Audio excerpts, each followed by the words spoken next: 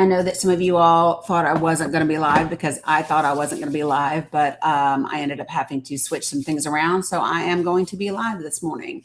So, yay, us.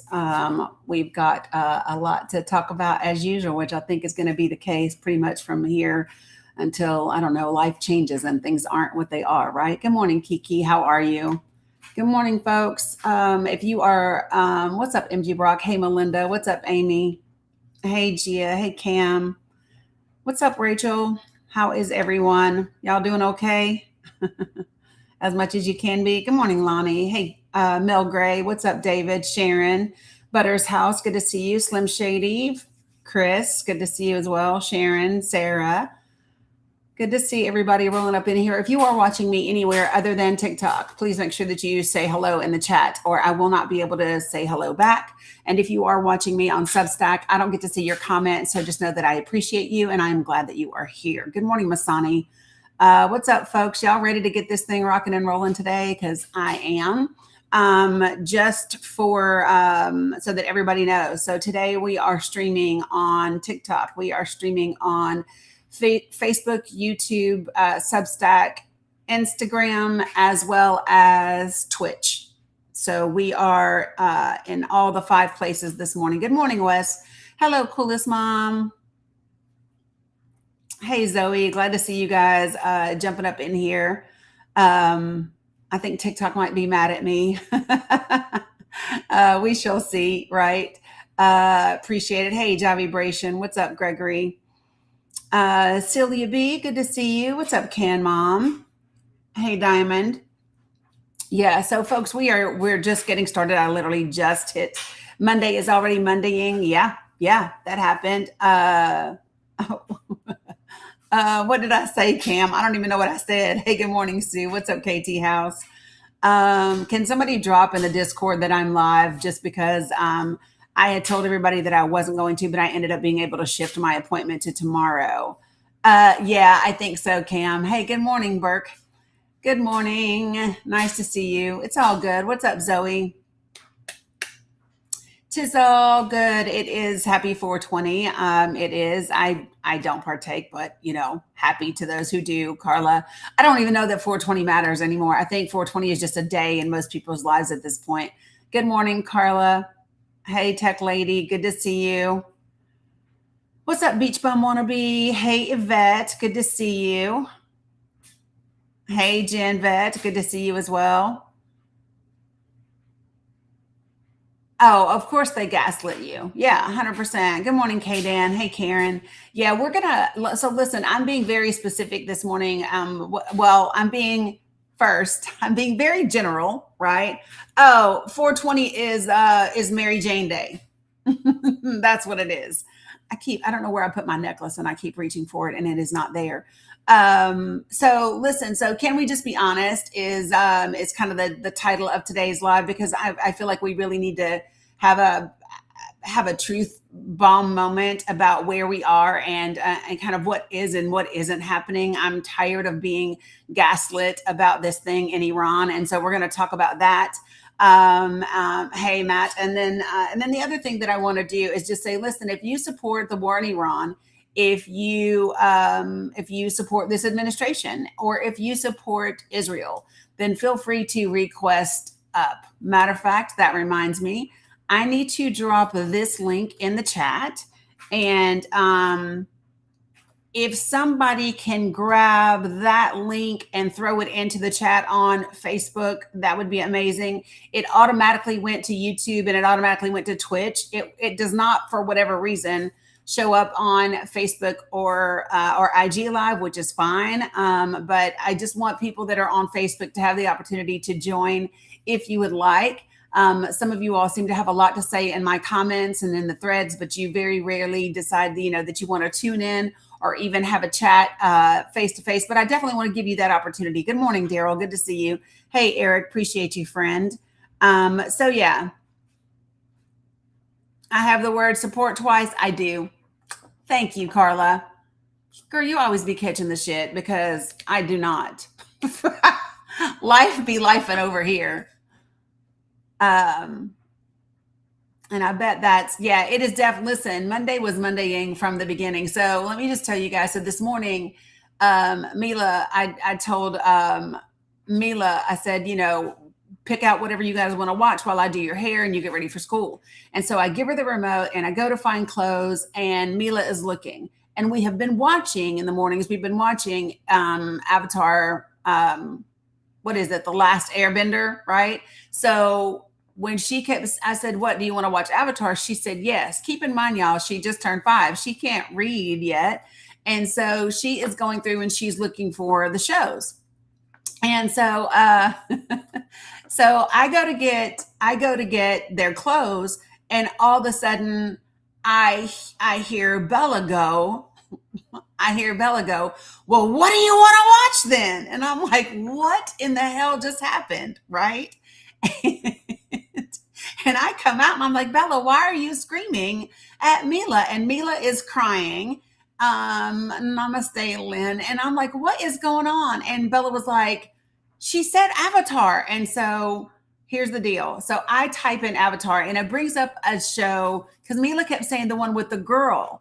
And Bella didn't know what she was talking about. And so so I end up getting the remote. I type in Avatar and it's one that's like Avatar, but it's not Avatar, but it looks like it. And it's like the same type of show. And so that's how my morning started, with the sisters sistering this morning. So let me update this graphic, you guys. Give me 1 second. Okay. It's going to give me just a moment. All right. I'm going to update this for you guys. Yeah. Listen, Bella was like, well, what do you want to watch then? And I was like, it is way too damn early to be yelling at people. It is way too early, Belle. Way too early, sis. But yeah, no, she was not having it. So there are a couple of things that I specifically want to talk about this morning. And I made a list of like the 5, is it 5? 1, 2, 3, 4, 1, 2, 3, 4, 1, 2, 3, 4 things that people say to me about this war on Iran and what my position should be and what they think about the fact that my position must be. Hey, good morning, Sherry. Good morning, Abu Saraj. So hold on 1 second. Blah, blah, blah, blah, blah, blah, blah, blah, blah, blah. What was I doing? I'm updating the graphic. That is what I'm doing. That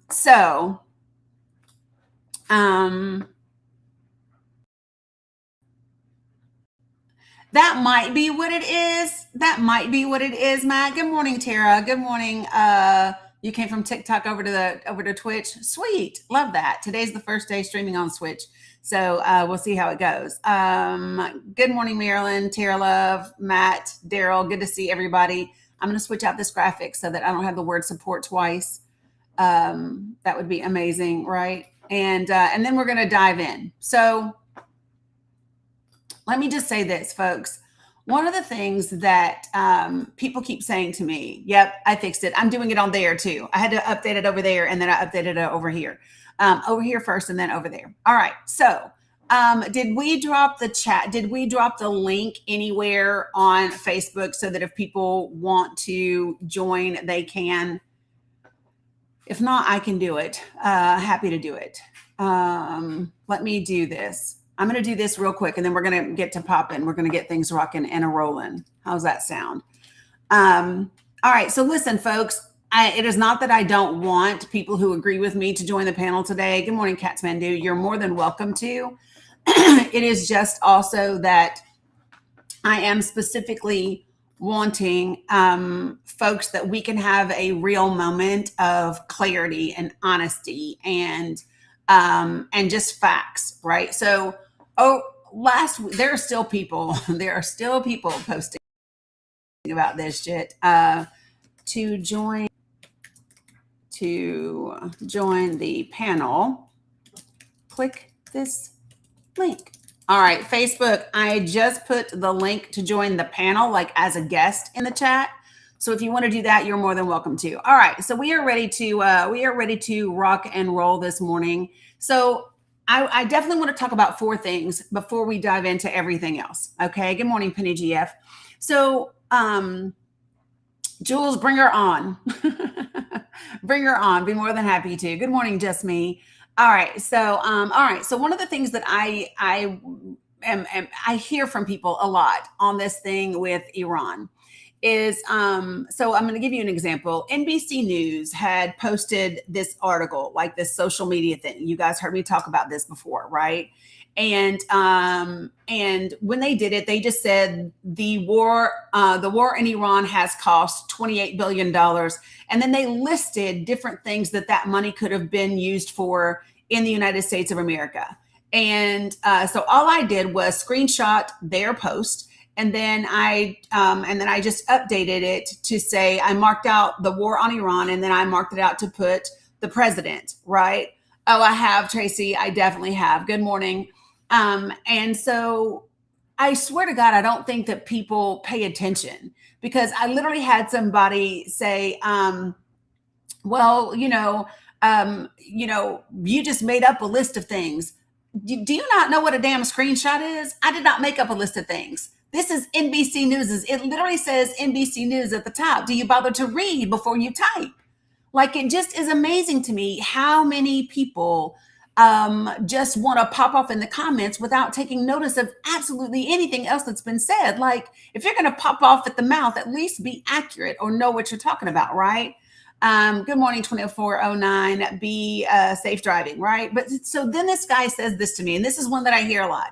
Oh, so you're just okay with Iran unaliving 46,000 of their people for peacefully protesting. I mean, innocent people just peacefully protesting. You support a regime that does that. Okay. And then somebody said, instead of supporting us, stopping it. And I want to be clear. Good morning, J Fire. Good morning, Kate. Good morning, Find Out. So let me just be clear about a couple of different things. Number one, I do not support the regime of Iran. Okay? And good morning, Rob. Let me just say this. And at the same time, I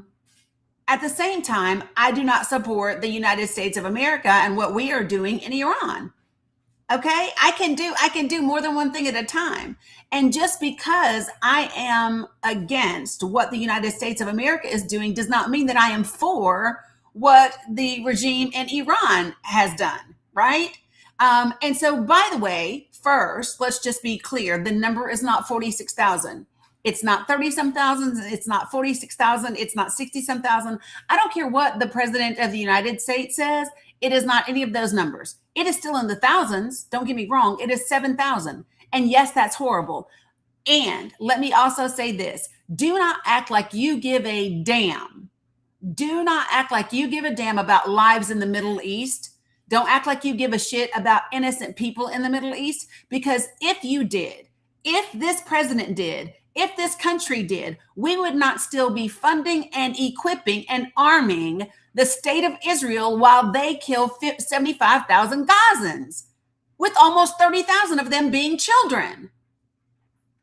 Do not dare open your mouth and say, oh, you just support them killing peaceful protesters. You support them killing 76,000 people, with almost 30,000 of them being children. Don't act like you all care about children.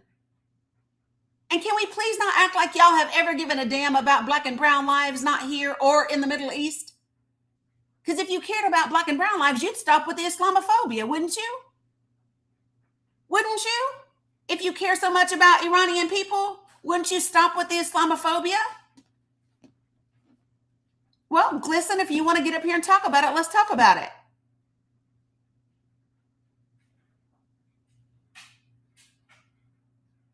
Right? So you can just 100% miss me with every bit of that.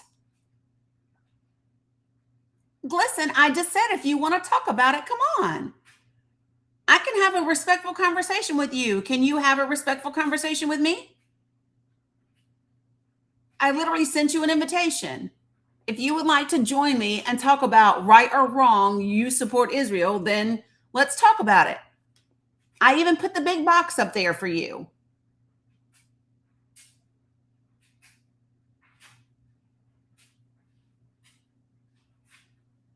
Good morning, Carrie.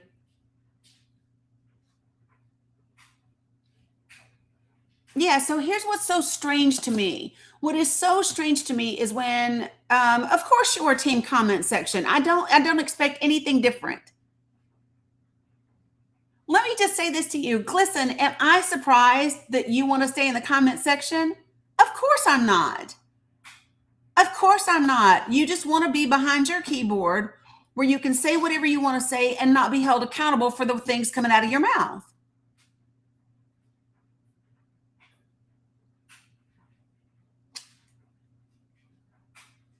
I'm not surprised about any of this stuff, guys, ever.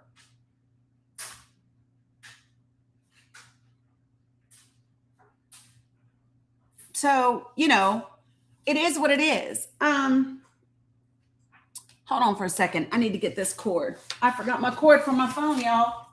Y'all know I do that sometimes. But I did. All right. So just to be clear, right? Blind allegiance is not patriotism. Blind allegiance is not it's not godly, to be honest, right? It's not. Blind allegiance is actually sinful, to be honest. You're supposed to question things. And to say something like, I support Israel no matter what Israel does, is just wild to me. It's just wild to me that that's the position that people will take. And I immediately want to know why. What is it? And please don't bring God into it. I mean, please do bring God into it. Let me not lie. Please do bring God into it, because we can talk about God. If you want to bring the load into the conversation, we can bring the load into the conversation. But I doubt that that's what you want to do unless you're doing it from the comments. Right? So that is the first thing that people like to talk about is Iran supposedly unaliving 46,000 innocent people, right? So now that we have just dealt with that BS to start with, right? Can we move to the second thing? Let's move to the second thing. So, well, I'm going to go through my list and you all tell me if you have a list too. Hey, Valerie, good to see you. I believe it's absolutely harmful. Good morning, Michael. Right? So that would be the first thing that I would say. Okay. The second thing that I would say is, do you know what the next thing y'all want to do is? Not y'all, but the folks that have to find a way to justify the actions of this president. One of the other things that they like to say, yeah, Carlette was on there Friday or yesterday, whatever day I was live last. Okay.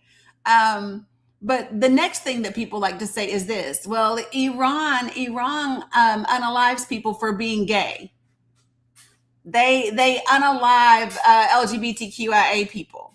Okay. And before I even address this administration, appreciate it, blessed and grateful. Before I address this administration and the way that it comes after LGBTQIA individuals, right? Let me start right here for y'all. You ready? So, did you all know that there are 10 countries in the world that have the death penalty for LGBTQIA individuals? Did you know that? I have a map. There are 10 countries that have the unaliving penalty. Why are we only firing on Iran? It's an absolute truth. Look, I'll show you. I'm going to show you the different ways that we criminalize the LGBTQIA community. Yeah, Saudi Arabia is one of them. You best believe it, sister. They sure are. But I want to show you all something. So TikTok, I'm going to drop my background so I can share this with you. You ready? Oof, I don't know what my hair is doing today, but it's doing something, ain't it? All right, here we go. So I'm going to turn my screen around.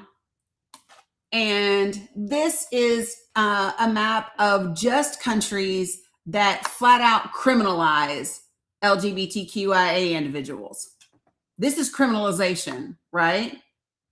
And so if you go down and you uncheck that box and you go to imposes the unaliving penalty, right? And you apply that filter and scroll down, look at that. Look at that, folks. These are all the countries. Okay? So when people want to open their mouths and talk about what Iran does, when it has to do with, this is humandignitytrust.org, but you can do it whether it criminalizes the activity between males, between females, gender expression, or death penalty, or age of consent, or Commonwealth country. You see that?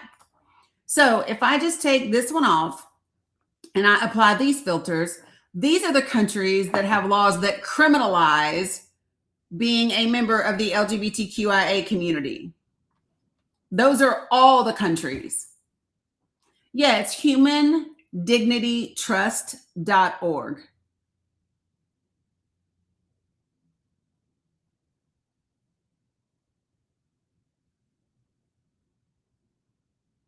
So again, if you support what this administration is doing in Iran, right, and your justification for doing so is, or at least you pretend like your justification for doing so has anything to do with what their position is on LGBTQIA individuals, first of all, miss me with that bullshit. If you are not out here protesting if you live in the United States and you didn't do anything about this administration kicking trans people out of the military, don't expect me to believe you give a fuck about trans people or LGBTQIA people. Those people have served in some cases decades, over a decade in this country. And they had to get out without even their benefits. Do not tell me that you care about LGBTQIA people. No, you don't. No, you don't. If you've been supporting banning books, if you're busy coming after drag people, if you're busy like doing all of that, then no, you don't.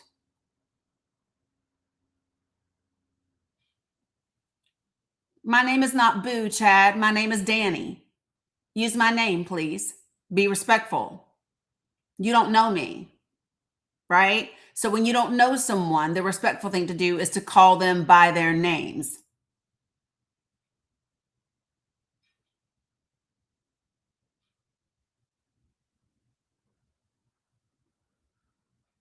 All right?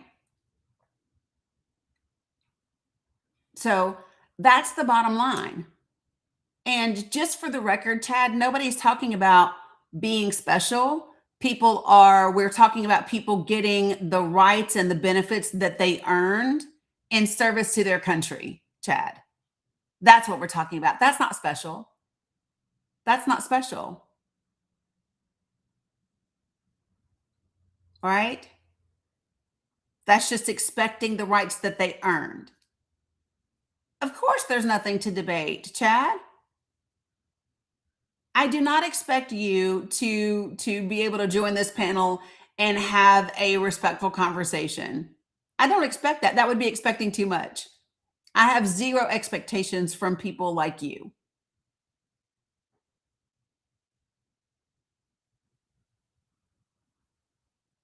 Right? And this is the thing that gets me about people and their convictions and what they believe and what is in their heart, right? Because if you earnestly believe something in your heart, then you got to be willing to have a conversation about it. But I don't think that that's the case, right?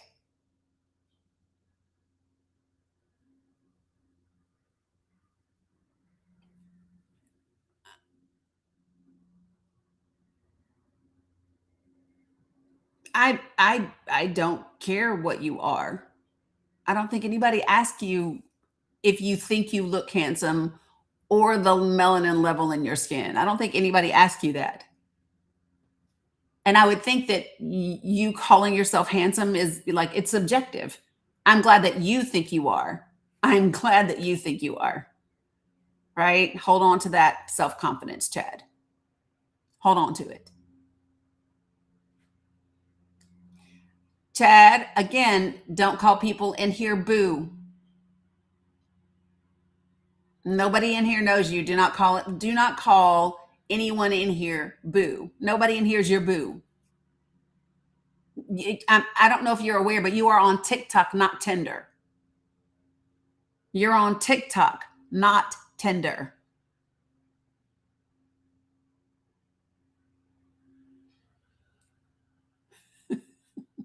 Yeah, bro. You're on TikTok, not Tinder, bro. Yeah, wrong app. Just swipe the fuck out. All right. Um, just saying. Um, all right. So,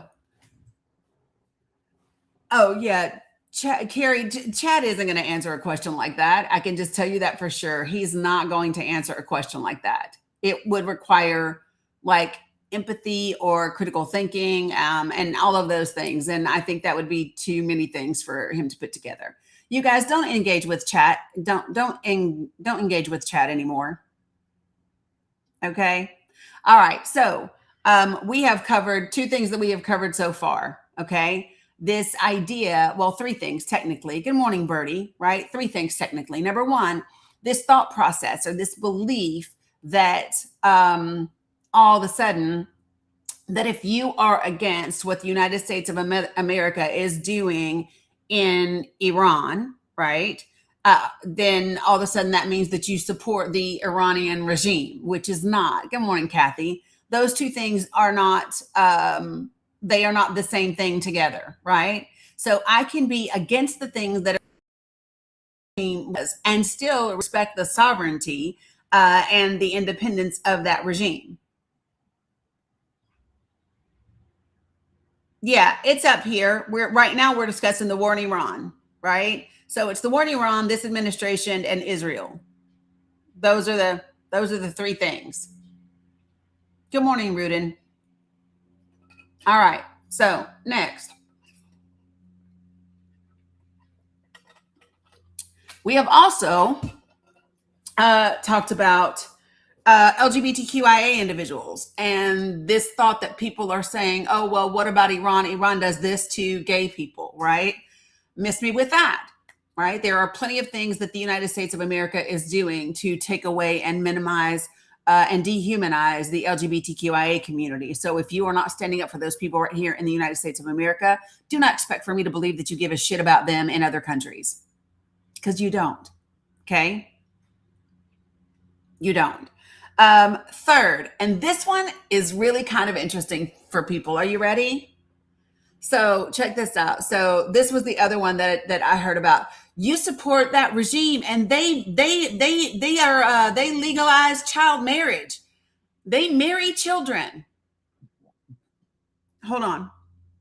34 states in the United States of America do not have laws outlawing child marriage.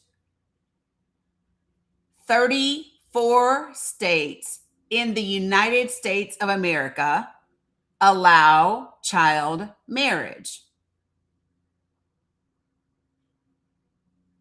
Salam, Muhammad OS. So if you are not doing something about child marriage in the United States of America, miss me with that bullshit. Yeah, California does too. California does not have an age limit. Some states have age limits and some states don't.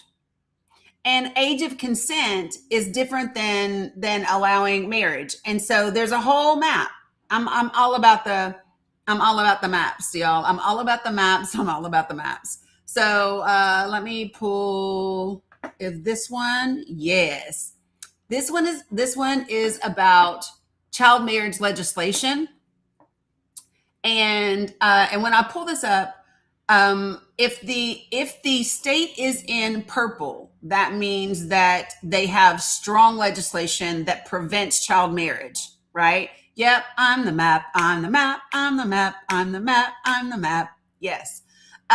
So if they have purple, they are a strong bill that ends child marriage. If they are in like this grayish cobalt blue color, they have a weak law that limits child marriage. If they are in let me see what other colors. Orange, there's a strong bill pending. If they are in blue, that means previous bills have failed to protect children. And if they are in red, there's been no action taken, and you all will not be surprised by what state that is. All right. So let me just share my screen, folks, and then I'm going to show you the map. Give me 1 second. Oh my gosh, stop. It keeps expanding and I don't want it to do that. All right, so here we go. Yes, and not all of them even require parental consent, but it's really crazy. All right, so blah, blah, blah, blah, blah. This is the child marriage map. Yep, Tennessee is one where the legislation failed. So the legislation to protect children failed in Tennessee. Yes, ma'am, that's a thing. So here we go. So this is the map, folks. Whoops. This is the map. And like I said before, if it is in purple, it has strong legislation that ends child marriage. If it is in this cobalt blue color, this grayish blue color, it has a weak bill that limits child marriage. If it is in, where's my little legend? The orange means that there's a strong bill that's pending. Blue means that previous bills failed. And red means there's been no action taken whatsoever to protect children in the United States from child marriage. So that would be Alabama. That would be, where am I at? Iowa. Sorry, y'all. And then North Dakota. The tan, it's a weak bill that's pending. The tan is a weak bill that's pending. And there are states that literally have, like New Mexico, 0 is the youngest marriage age allowed. It doesn't even specify. California doesn't specify. 15 is Kansas. Montana is 16. 16, 16, 17. Mississippi is 0 as well. Yeah, Missouri. Yeah, they ended child marriage. So let me just tell you, this organization, Unchained at Last, this organization, Unchained at Last, they have done a ton of work. So get this, all of these states this has happened since 2017. Because in 2017, the entire country did not have laws to protect child marriage. How about that? In 2017, the entire country allowed child marriage. And now we still have 34 states that allow child marriage. Right? So what's the reason? It's Unchained at Last, unchainedatLast.org.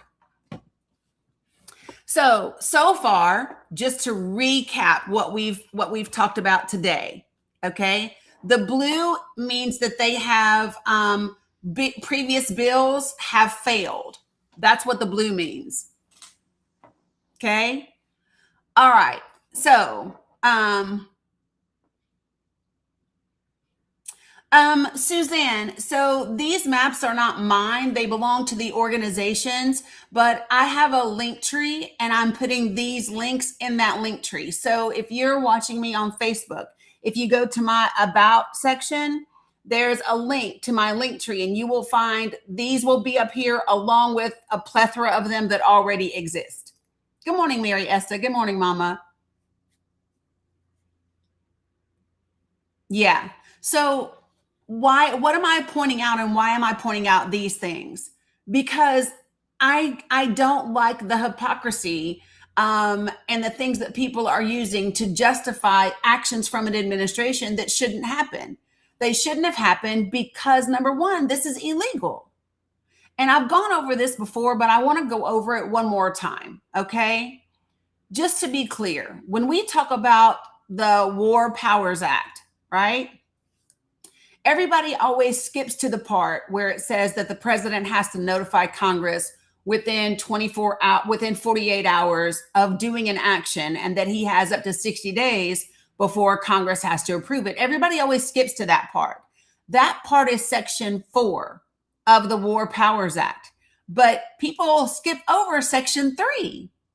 And Section 3 is really important, because what Section 3 says is that in every, and this is a quote, in every instance possible, before the president does anything with our military, he is supposed to consult with Congress when it is reasonably possible. And we understand that there are situations where it's not reasonably possible, but this is not one of those. Right? This is not one of those. What are you talking? Who's not fighting, High Priestess? Who's not fighting?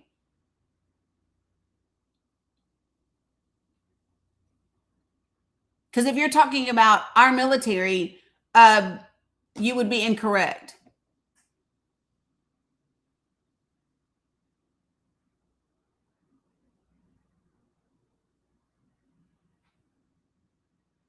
Okay? So I don't like hypocrisy. If you're going to say that you stand for a thing, then stand for a thing, and stand for it across the board, though, right? Good morning, Sassy Cinderella. Like, if you're going to stand for a thing, then stand for a thing across the board, though. Unc, I'm not sure what you're talking about when you say not Congress. What are you talking about? Good morning, Rob. All right. So, good morning, Jolingo. All right. So, these are the things that we've already addressed, the things that are being said. Good morning, Miguel. Okay.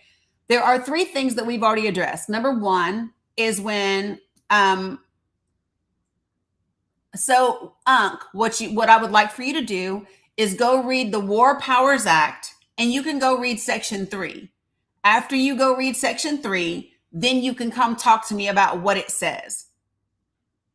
And I'm dead ass when I say that. Go read the War Powers Act, Section 3, because it's going to say exactly what I just quoted to you. I literally just read it yesterday. So you go read it, and then you can come back and we can discuss what it actually says. Because I don't believe that you know.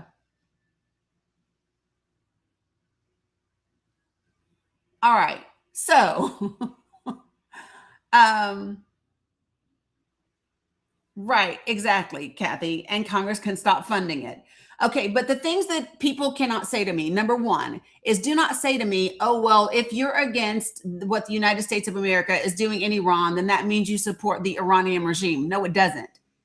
No, it doesn't. It simply means I don't support what the United States of America is doing. You don't get to attach anything else to the end of it. That would be number 1. Buenos dias, Mr. Barrios. Number two, here's the other part that you can't say. Okay. Unc, I'm not talking to you. I told you go read the damn War Powers Act first. I don't give a damn about Nancy Pelosi. We're not pivoting. Go read the War Powers Act and then come back and talk to me. Until you do that, sir, I'm not debating with you. I don't give a shit what Nancy Pelosi says. I will read the law to her as too. No, he's not. Listen, Unc be in here all the time. Again, I'm not talking to you. And keep it up and you're going to be muted, because you know I don't deal with you with this nonsense. But anyway, so here's the next part. So the second part is when people say, oh, well, you support them and they have unalived 46,000 peaceful protesters and you support that, right? So first of all, I don't support unaliving peaceful protesters, not in Iran, nor here in the United States of America, right? I didn't support it when they unalived Renee Good. I don't support ICE having dozens of people die in immigration centers in this country. I don't support them unaliving Alex Preddy, right? I don't support that. And we should also be clear, the number is not 46,000. It's not 46,000, 32,000, 65,000, whatever number the president makes up today, it is not that number. The number is very clear. The number that has been confirmed is 7,000, which is horrible. Horrible. And still not our business, because that's not our country, that's not our regime. And there's not a single one of you all that can say to me, you care about peaceful protesters in Iran, you care about innocent people being unalived in Iran. You can't say that to me if you support Israel and them killing over 75,000 people in Gaza, almost 30,000 of them being children. You don't get to do that. I mean, you can, but it's why I don't believe you. It's why I don't believe you, period.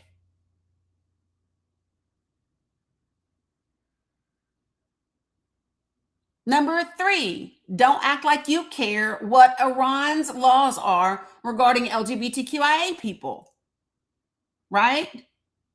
Don't act like you care. Yeah, I already mentioned ICE. Don't act like you care about LGBTQIA people.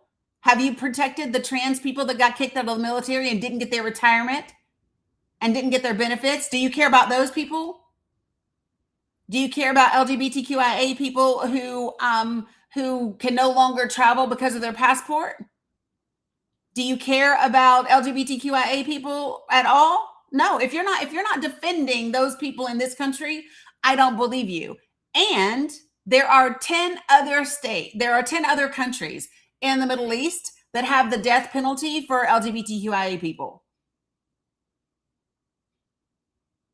Got it? Got it? 10 countries in the Middle East. We're not bombing them, are we? Of course we're not. Monty B, you can look it up the same way I did. Are you joining the panel, Monty?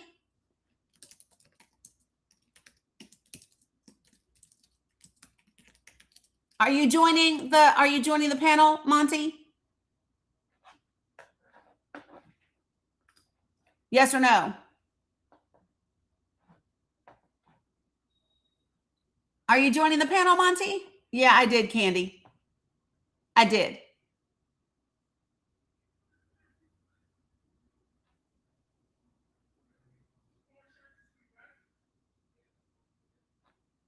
I'm checking, Monty.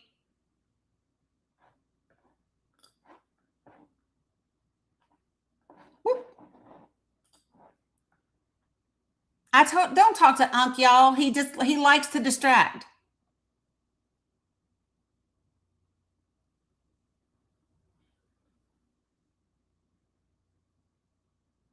Monty, answer my question. You coming to the panel? If you want to come to the panel, I'll show you my source. I have it pulled up and ready to go.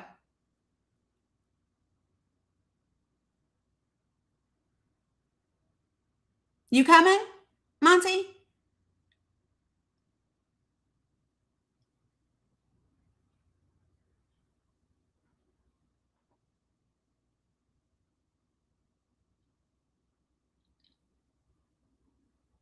No, Caitlyn Jenner is just talking about how she can no longer travel because she renewed her passport and now her gender is changed to male on her passport and she can no longer travel outside the country.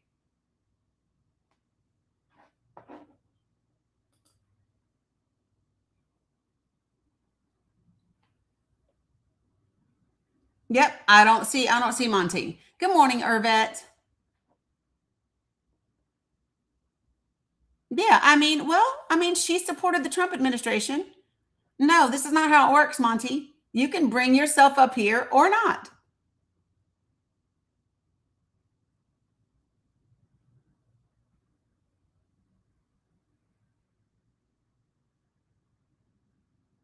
Yeah. So see what I'm saying, y'all? I'm not dealing with y'all. Not dealing with y'all. Okay. So next, we got the third part that we had.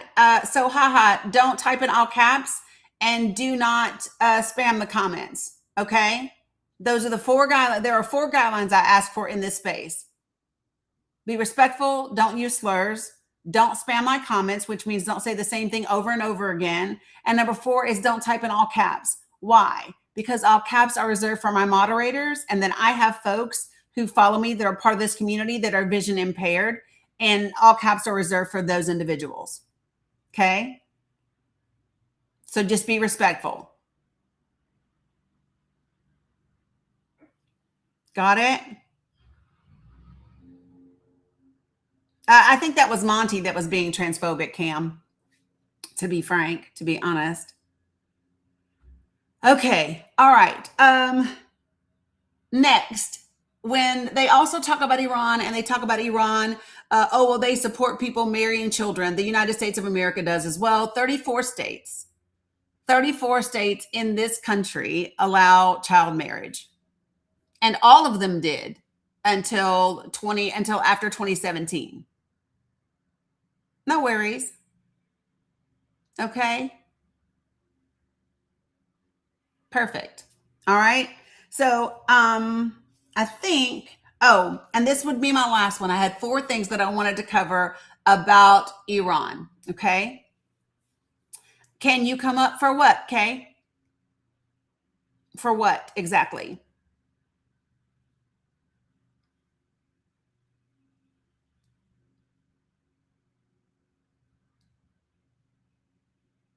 You support this administration in what?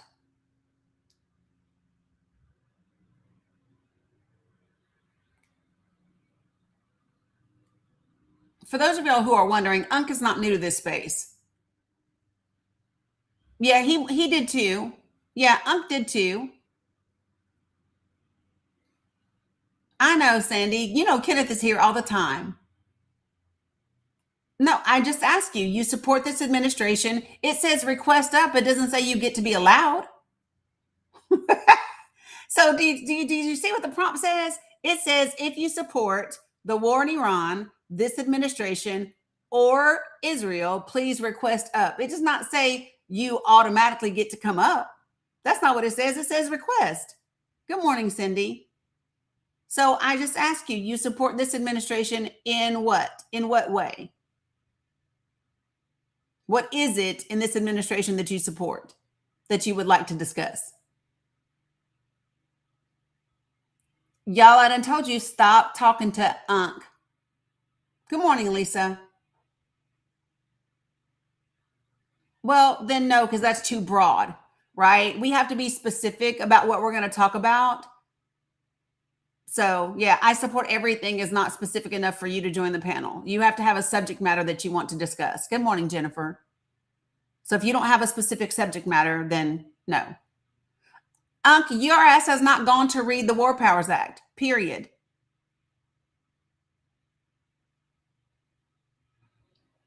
And in case you noticed, there's nothing on my prompt up here that talks about Barack Obama, right? Okay, so you want to talk about immigration? Great, we can talk about immigration. So I'm going to bring up Kay. We're going to talk about immigration. Right, Jamie. We're going to talk about immigration. You guys don't talk to Ankh, and then we're going to go from there. Okay, perfect.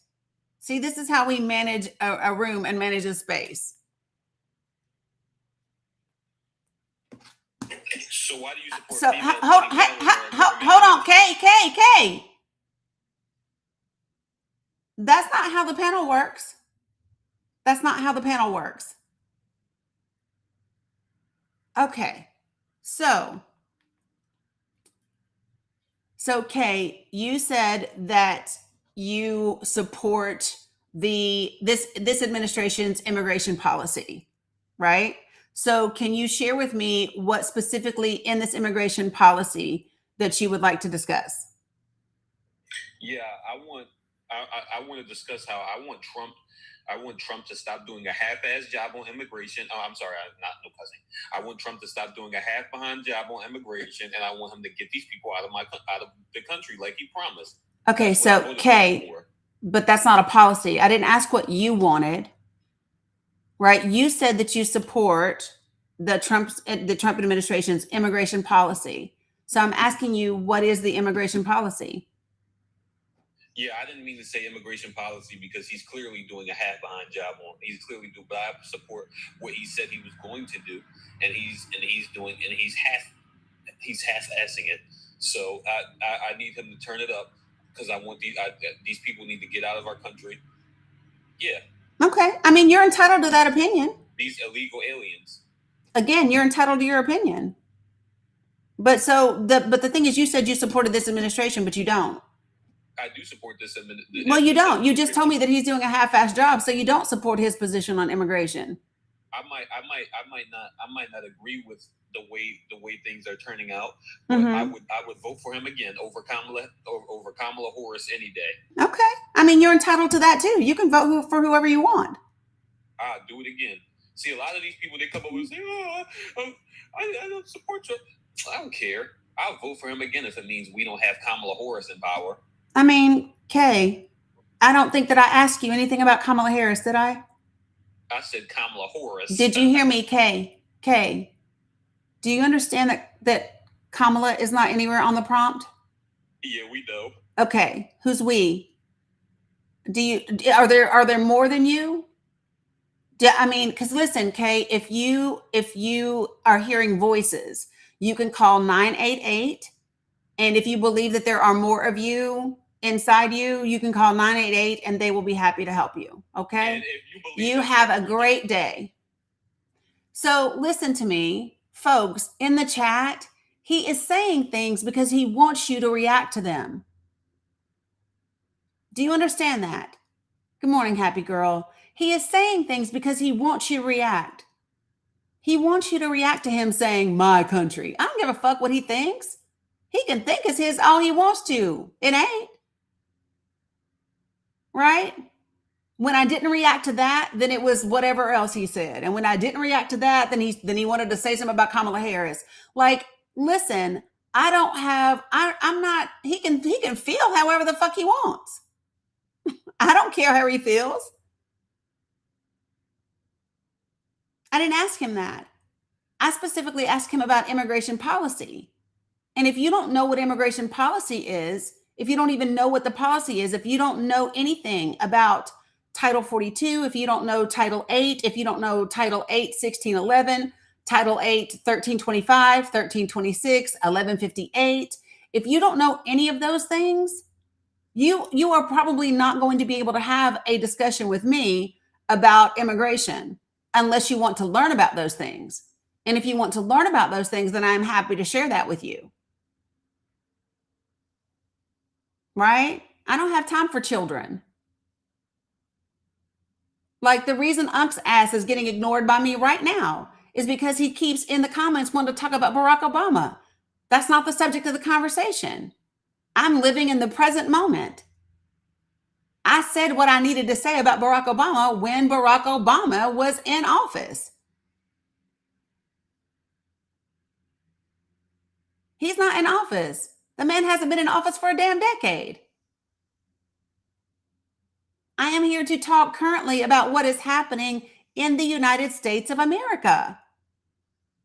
And if you don't want to have that conversation and you want to play the whataboutisms, then this is just not the space for you. It's just not. And I know that it's difficult because Barack Obama lives in your head 24 hours a day, 7 damn days a week. But he doesn't live in my head. I disagreed with Barack Obama on quite a few things when he was in office. The same way I do with many presidents. Right?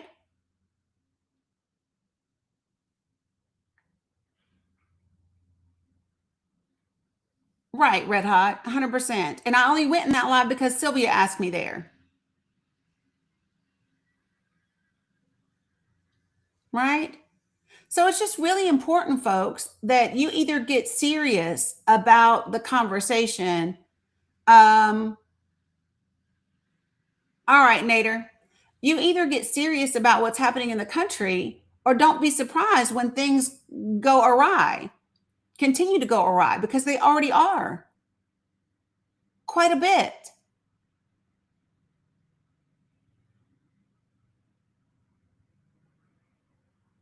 So that's just that.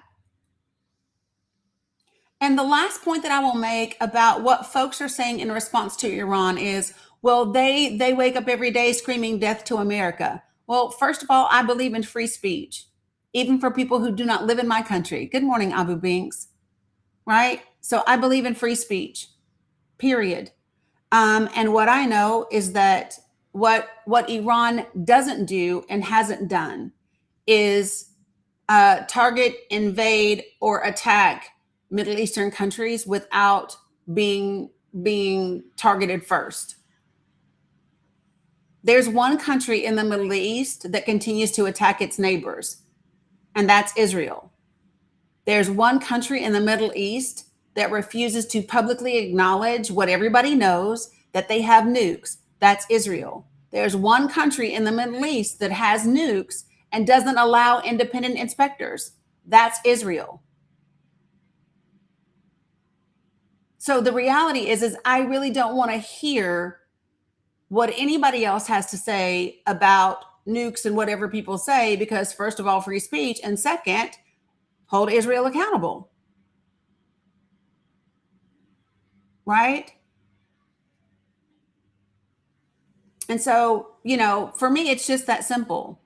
It's not difficult. It's not hard. I watched IDF soldiers the other day throw tear gas at children. I watched the IDF throw tear gas at children, Palestinian children, after blocking their way to school with barbed wire. Don't talk to me about innocent people.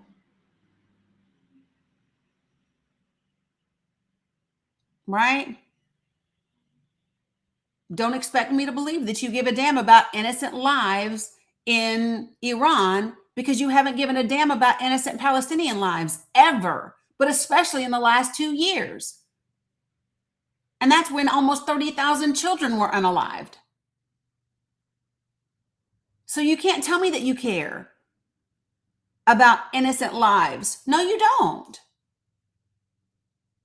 Doctors came back from Gaza telling you what was happening. Journalists came back from Gaza telling you what was happening. Everyone is telling you the same thing. Even Israel's own human rights organization, B'Tselem is telling them. B'Tselem says, yes, you are committing human rights violations, right? Even so, listen, y'all, I don't know if y'all, when your own human rights organization says the things that you are doing violate human rights and you are committing war crimes, you're violating human rights and you're committing war crimes. And the real and the thing about this is real simple, folks. Everybody in Gaza, everyone in Palestine is telling you the same thing about Gaza and about Palestine. The only people saying anything different is Israel. Right? So it's real simple, folks. Listen. Do you know what I call this? Do you know what I call this line that the Trump administration and Israel likes to do? I call it the shaggy strategy.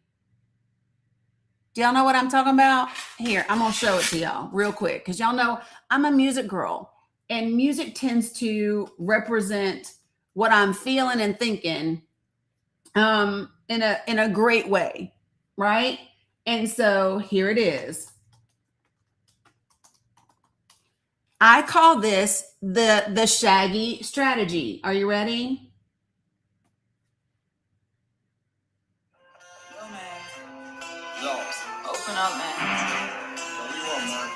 Girl just caught me. You better catch you. I don't know how that just happened.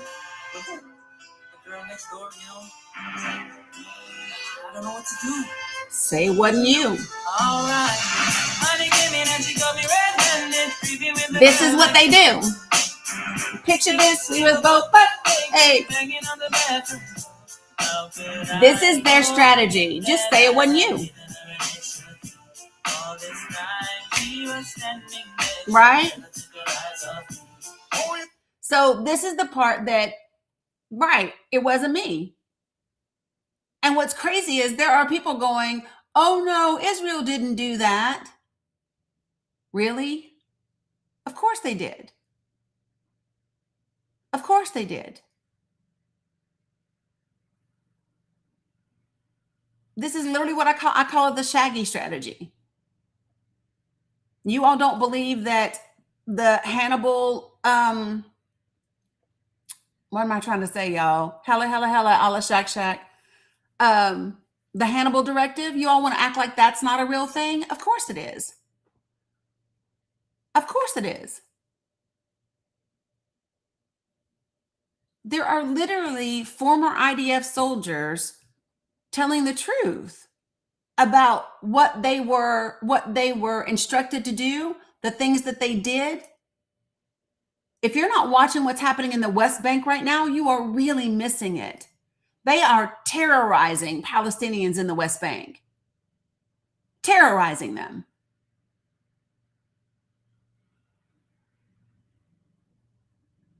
So here's the thing, folks. For everything that you say about Iran or any other country, then what I'm going to say to you is that same standard has to be applied to the United States of America.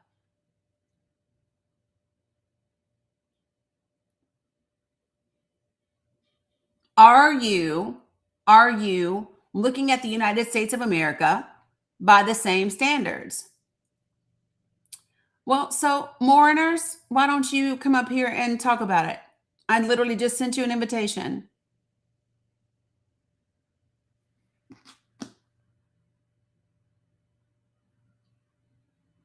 Come on, Mourners. So he's making the allegation that Palestinians took Americans hostage for 3 years. Israel had a 16-year-old American boy in their prison from February of 2025 through November, Thanksgiving Day of 2025. Israel ran over a United States, an American citizen with a bulldozer. Her name is Rachel Corrie.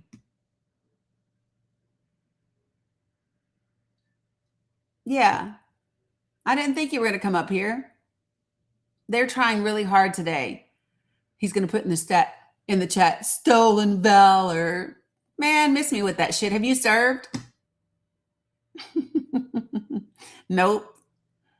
You up here talking shit, but I bet you haven't served. Of course you haven't. Because people who actually served would never say such a thing to me because they know I've served.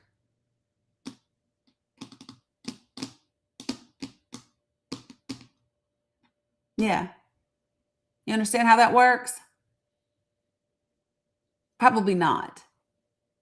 Well, and Sadie, here's what I will tell you. You said don't forget 9/11. Here's what I would say for you. Don't forget September 12th. Don't forget September 12th. Don't forget the transatlantic slave trade. Don't forget the Jim Crow. Don't forget the new Jim Crow. Don't forget the forced sterilization of Puerto Ricans, Native Americans, Black Americans, Brown Americans. Don't forget any of those things. You ready? Don't forget any of those things. Don't forget blankets with smallpox. Right. Don't forget the SS Liberty.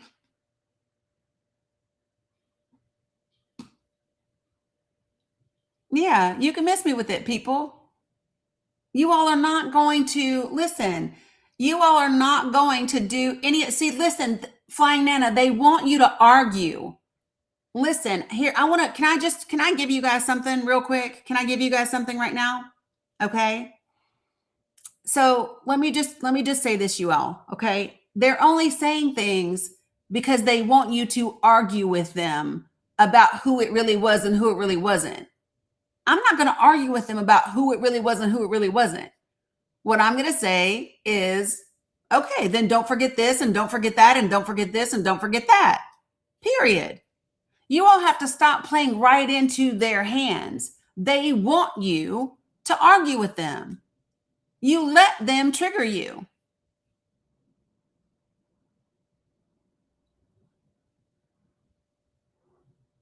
Why y'all letting them folks play you like that?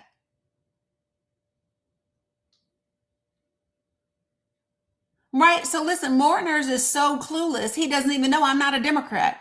He's in here bashing Democrats like I give a fuck. I don't care what you say about Democrats. I'm not a Democrat. I don't care.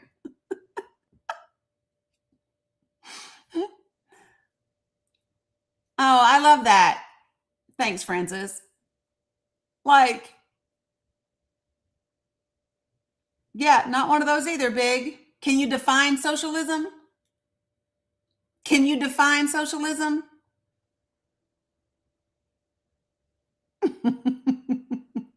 No, of course not. Of course not. All I can say is times are tough out there thanks to the president. So I hope that you are getting paid well for what you do.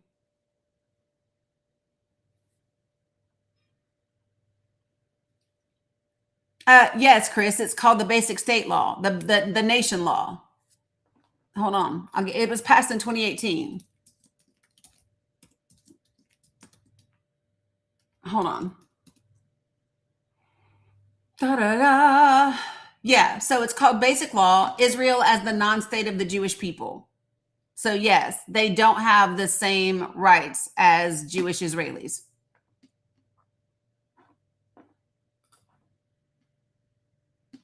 Mm-hmm. And I'll give you an example. Muslim individuals in Israel do not have a right of return. So there you go. I don't have to name more than one. I already gave you one. And I already said they don't have the right of return. You said you bet that I couldn't, and I just did. So again, not arguing with you. What is wrong with y'all today? Yeah, ethno-state, it's just like Jim Crow laws. Think about it like that, Invisible String. Think about it like that. So for example, the West Bank is illegally occupied, right? By the state of Israel. Okay? The West Bank is illegally occupied. So in the West Bank, it's not just that Israel has, you know how in the United States we had different water fountains, right? You had whites only and colored only water fountains. Okay. In the West Bank, they have actually segregated the water. So Palestinians in the West Bank don't even get to drink the same water that Jewish people in the West Bank do.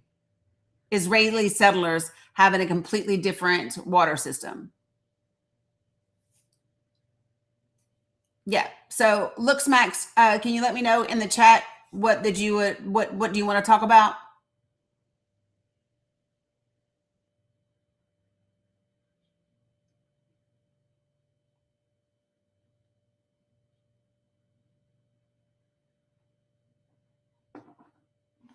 I mean, what hospitals? Israel bombed most of the hospitals in Palestine. There's not a lot. Okay, Nader. There's not a lot of hospitals, and the hospitals that do exist, they don't have the same supplies. They don't have the same physicians. They don't have the same medicines and the care that's available. Right? So all of that matters. Yeah. So give me a second.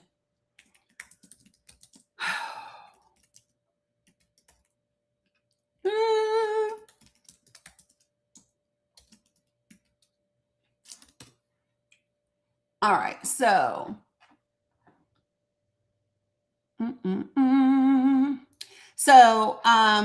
I'm going to pull this up for you guys.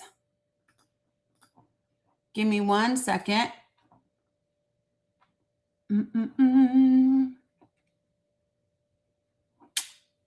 All right.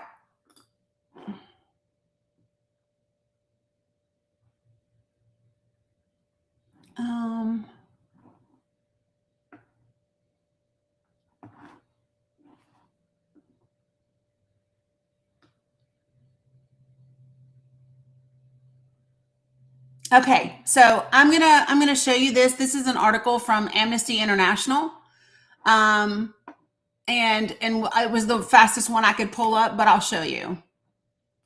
Yes, Israel absolutely poured concrete into the water supply in Gaza, 100%. That's a real thing. All right, so I want to show this to you guys really quickly because again, I like facts and not fake shit. So Chris, this article is just for you. Okay. So this article is just for you from Amnesty International. All right. And I'm just going to share it with you all. The legacy of Israel's 50-year occupation of the Palestinian territories has been systematic human rights violations on a mass scale. One of its most devastating consequences is the impact of Israel's discriminatory policies on Palestinians' access to adequate supplies of clean and safe water. Soon after Israel occupied the West Bank, including East Jerusalem and the Gaza Strip in June 1967, the Israeli military authorities consolidated complete power over all water sources and water-related infrastructure in the occupied Palestinian territories. 50 years on, Israel continues to control and restrict Palestinian access to water in the occupied territories to a level which neither meets their needs nor constitutes a fair distribution of shared water resources. In November 1967, the Israeli authorities issued Military Order 158, which stated that Palestinians could not construct any new water installation without first obtaining a permit from the Israeli army. Since then, the extraction of water from any new source or the development of any new water infrastructure would require permits from Israel, which are near impossible to obtain. Palestinians living under Israeli authority, Israel's military occupation, continue to suffer the devastating consequences of this order until today. They are unable to drill new water wells, install pumps, or deepen existing wells, in addition to being denied access to the Jordan River and freshwater springs. Israel even controls the collection of rainwater throughout most of the West Bank. They are penalized if they collect rainwater, guys, just so you know. And rainwater harvesting cisterns owned by Palestinian communities are often destroyed by the Israeli army. As a result, some 180 Palestinian communities in rural areas in the occupied West Bank have no access to running water, according to OCHA. Even in towns and villages which are connected to the water network, the taps often run dry. While restricting Palestinian access to water, Israel has effectively, here's the part I was referring to, developed its own water infrastructure and water network in the West Bank for use of its own citizens in Israel and in the settlements that are illegal under international law. So in other words, when I said they segregated the water, they segregated the fucking water.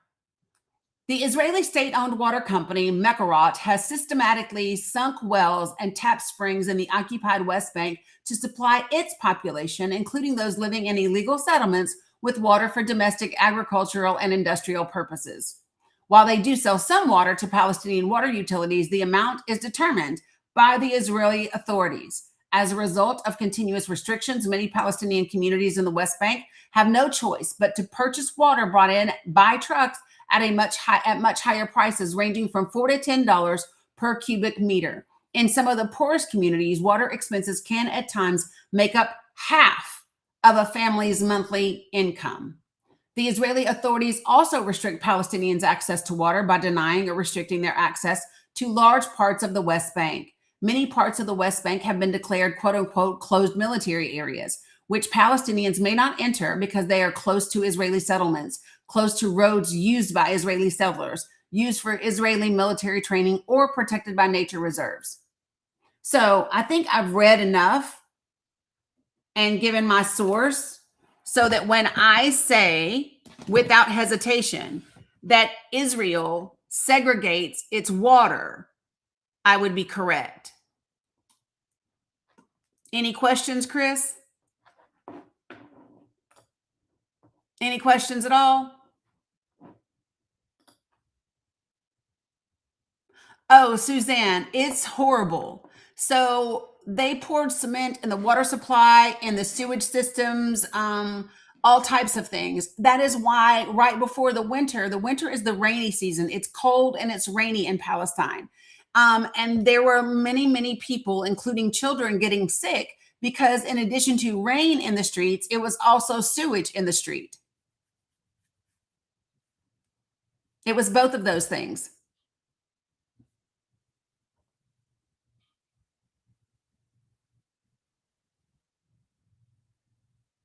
Okay. Just so everyone understands. And one of the reasons why I just told you, you do not get to, you're muted because you're not listening. So Chris, I went over the guidelines in this space very clearly. I'm going to repeat them again for anybody who doesn't know them. Number 1 is be respectful in the space. Number 2, do not use slurs of any kind. Number 3, do not spam my comments. And number 4, do not type in all caps because those are reserved for my moderators and my folks that are vision impaired. Right, Sigma, I just went over that they're not allowed to collect rainwater. So one of the things that I would like to draw a distinction on for people, okay? One of the things that can be very, very confusing when talking about politics is when you refer to actions and laws and policy by parties, okay? Because in the United States of America, we had a shift that took place within our political parties, right? So what used to be Democrats are now Republicans, and what used to be Republicans are now Democrats. And that's simply because their ideology changed after the Civil Rights Movement. Okay. So the bottom line is there were many, many Dixiecrats that did not want to give up their slaves. Right. Well, no, actually it's true. No, it's a fact.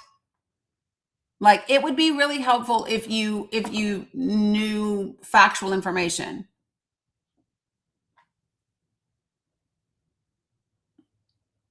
Let me just boom. Okay. All right. He's not giving any argument now. He's blocked. He's not giving any argument now. He's blocked. And patriarchy, he's not going to be able to talk to you.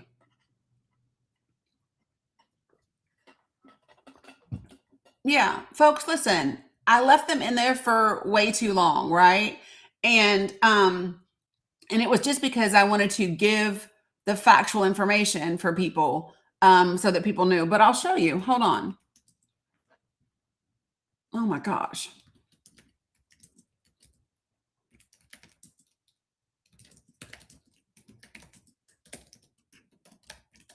Yep, there we go.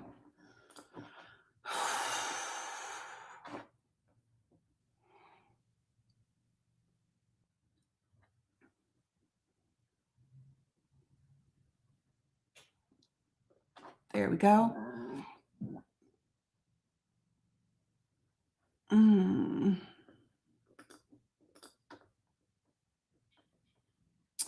I want to find, sorry guys, hold on one second.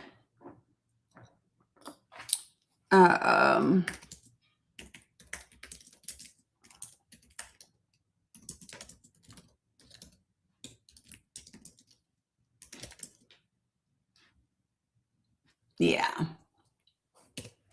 All right. So if you can pretty much go anywhere that you want to. But so for example, I'm looking at an article from Columbia University. And literally the title of it is The 20th Century Reversal. How did the Republican states switch to the Democrats and vice versa. Right. When civil rights got added, when it became a thing, right? Um, that's when it switched. And the unfortunate thing is we still have some Dixiecrats within the Democratic Party, if we're being honest. Y'all have to understand that we do. One of the issues with the Democratic Party right now is not only does it have Dixiecrats within the Democratic Party, but it also has Christian nationalists within the Democratic Party, and it also has white nationalists within the Democratic Party. Just no one's calling them out on their shit. No one's holding them accountable. And that's one of the reasons why you have what you have. Okay, so folks, here's what I'm going to do. I'm going to bring up a couple of folks who can come to the panel. When I bring you up, I need you to put yourself on mute until I get to you, okay? See, I tried, big dog, and it said you weren't there anymore.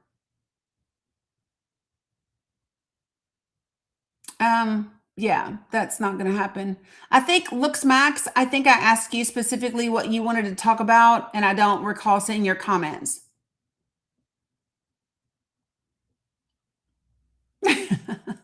Well, thank you, Suzanne. I'm glad that you stumbled across me today. So, you want to talk about AB?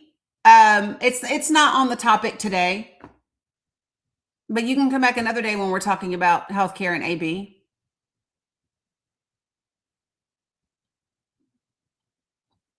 Yeah, I mean, you're entitled to have your opinion about AB. But it's just not something. And let me just say this, folks.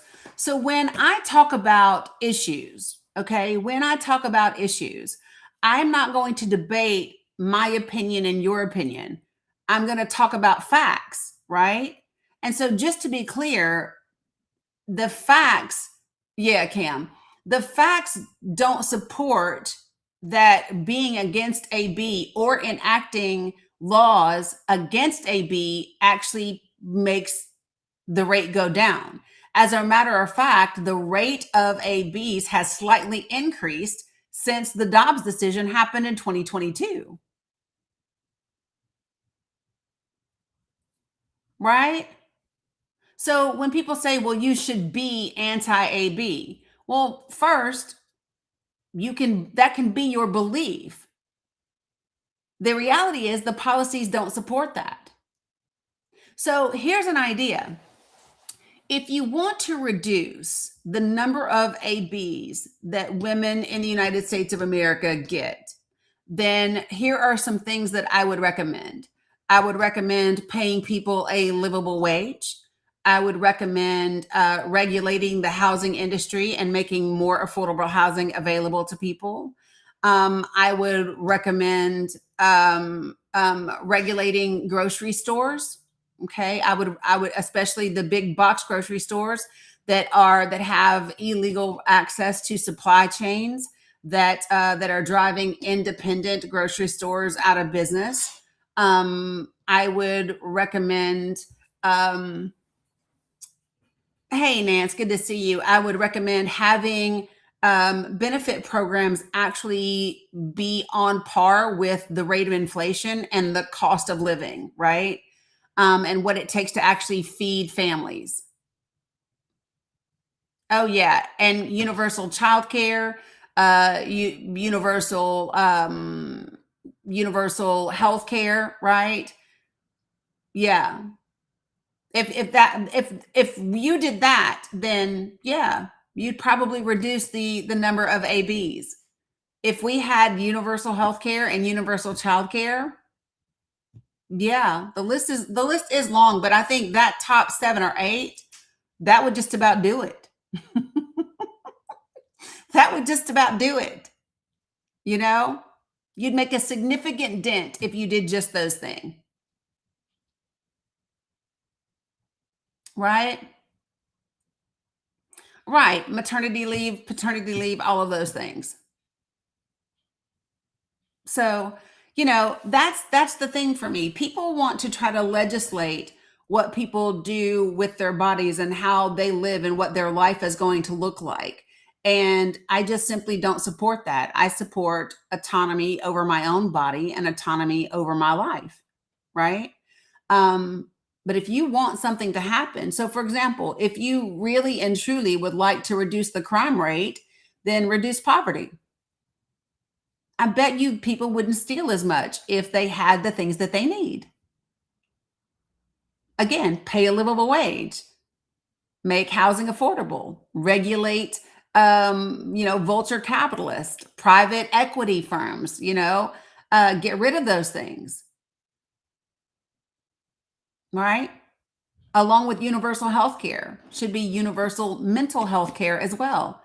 Right? I bet you if you had access to mental health care and you were a government that supported and encouraged people to head down that path, right?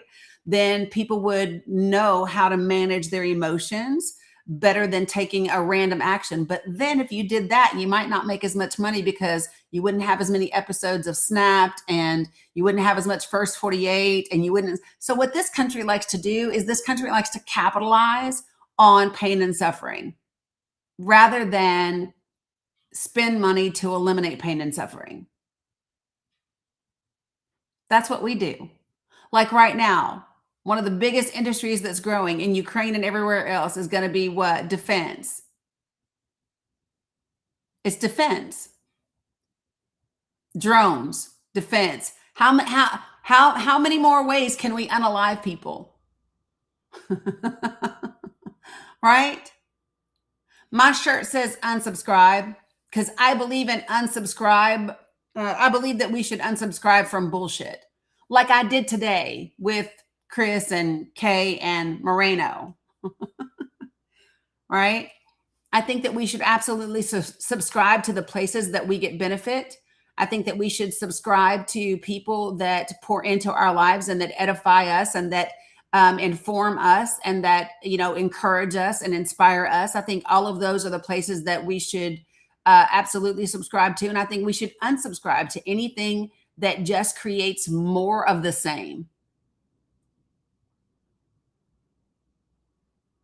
That's what I think. Oh, I know the Trumps are invested in drones. 100%.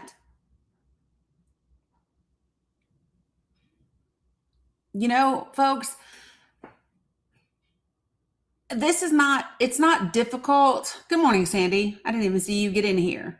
I'm going to tell you something. If money and weather wasn't a deal, my ass would live in like Norway or Sweden or somewhere, right? Because they are countries that actually take care of their people. That's why Finland, they come up so high on like the happiest people. Because what happens when you are no longer stressed to the absolute gills to pay for things? I am so tired of hearing people have to struggle to make ends meet, to pay for food, much less healthy food, Jesus, medications. And it's like you don't understand that Trump RX is good RX. They didn't give you any damn thing new. He just does what he always did. He finds some other shit that already exists and then he slaps his name on it. That's it. That's what he did with all the buildings. Y'all do know that man don't build anything. He finds other people's projects. He gets in on the deal. He slaps his name on it, and then they pay him for the name. And that's what he did with Trump RX.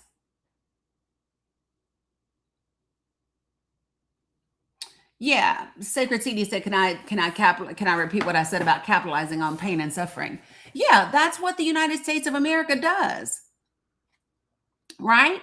If we actually took care of our people, if we truly reduced poverty, and we made healthcare accessible to people and mental health accessible to people and all of those things, right? Then we would have less crime.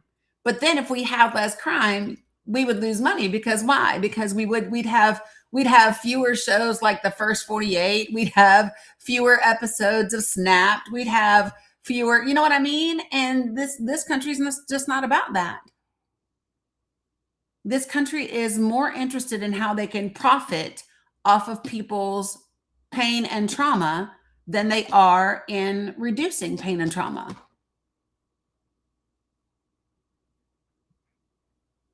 The truth of the matter is, quite frankly, right?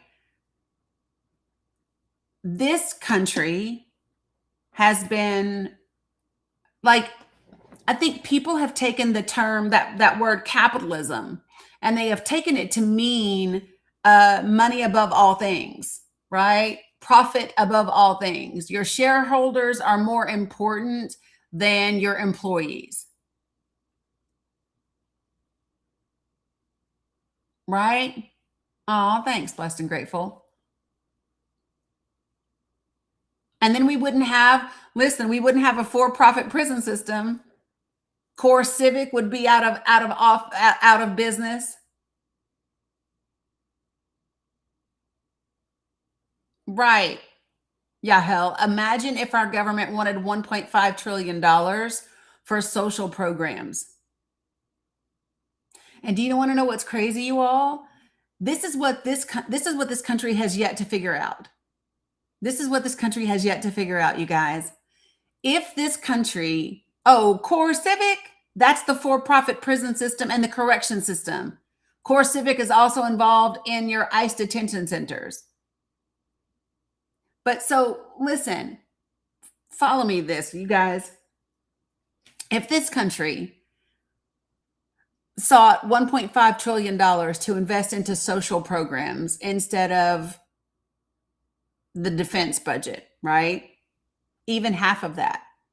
Let's just say $500 billion, right? Let's just say $500 billion. What this country has yet to figure out is that when you make people happy, they actually work more. And then they don't work because they have to, they work because they want to. If you think about this in your everyday life, when you have an employer that takes good care of you, when you have an employer that remembers when your kid's birthday is, or they ask you how you doing, or when your kid is sick and they say, no, go work from home, right? When you have an employer that treats you like a human being, you want to work harder for that employer, don't you? You do, because you're grateful. You're grateful. You appreciate being treated like a human being. You appreciate being respected, and therefore you show up differently.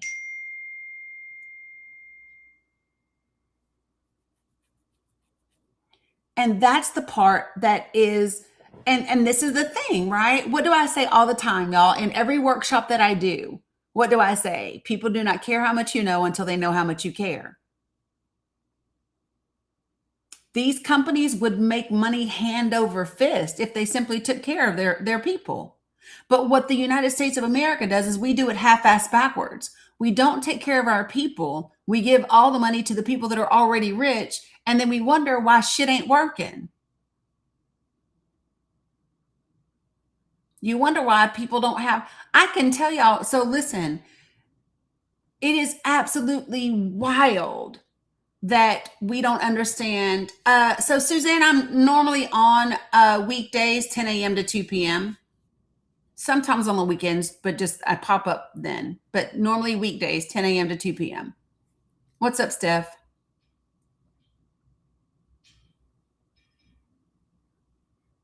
And so I don't know. Yeah, so everybody, if you haven't checked your email, Eastern Standard Time. Thanks, Jay Bird. So everybody, if you haven't checked your email, please do, because I sent an email out yesterday. If you are already registered for Project for the People, we're having a meeting tomorrow at 6 p.m. Eastern Standard Time. And the Google Meet link is in your email. And then this weekend is going to be our next day of action. There are new graphics that have been uploaded. I can tell you guys, the ones that are already done. I've done Michigan, Wisconsin, New Jersey, Mississippi, New Mexico, Montana, New Hampshire, Vermont, West Virginia, Oregon, Nevada, Ohio, the state of Washington, and Indiana. So all of those have been done already. It'll be recorded, Jaybird. The thing that I really want people to do is to follow the Facebook page that is Project for the People and join the Facebook group and also join my Discord. Okay. So I am when I am not live, I am diligently working to get the rest of these graphics done. Because this one, the new one that I've added so far, and there might be another set by Thursday, but the new one that I've added in English and in Spanish is the number of people per congressional district that are going to be uninsured. All right. Sounds great, Suzanne. So, I don't know if you all know this or not, but they have literally calculated and projected the approximate number of people that are going to be uninsured because of, and this is specific to the ACA premium tax health subsidies. When the GOP refused to extend them and was willing to shut down the government because of them. What's up, Bo? Right? So this is specifically as a result of that. So nothing else getting taken into account except for that. And so it's really important that we share this information. I think some of the highest numbers I've seen have been in Washington State. One of your congressional districts is 66,000 people in just that one congressional district. Most of them that I have seen have been in the 20 and 30,000 range per congressional district. But that's what I'm finding. Yeah.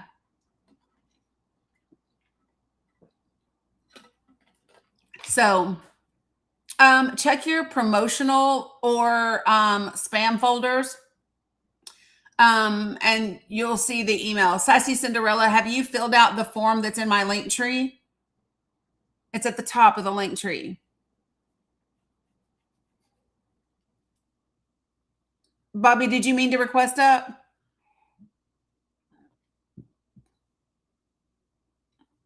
Okay, then it should be there because it went to everybody yesterday. If you're in the Discord, you could just tag the mods and give me your, hey, Doug, and then give me your email address and we can check it. But it went to everybody that's on the list. Good morning, Dax. Yeah, and Cam said if you have Gmail, you can just ask in the search bar, manage subscriptions. What I have also found, if you just go into the search bar in Gmail and type in Dani, D-A-N-I, it'll pull it up no matter what folder it's in. What's up, Bobby? What you got this morning?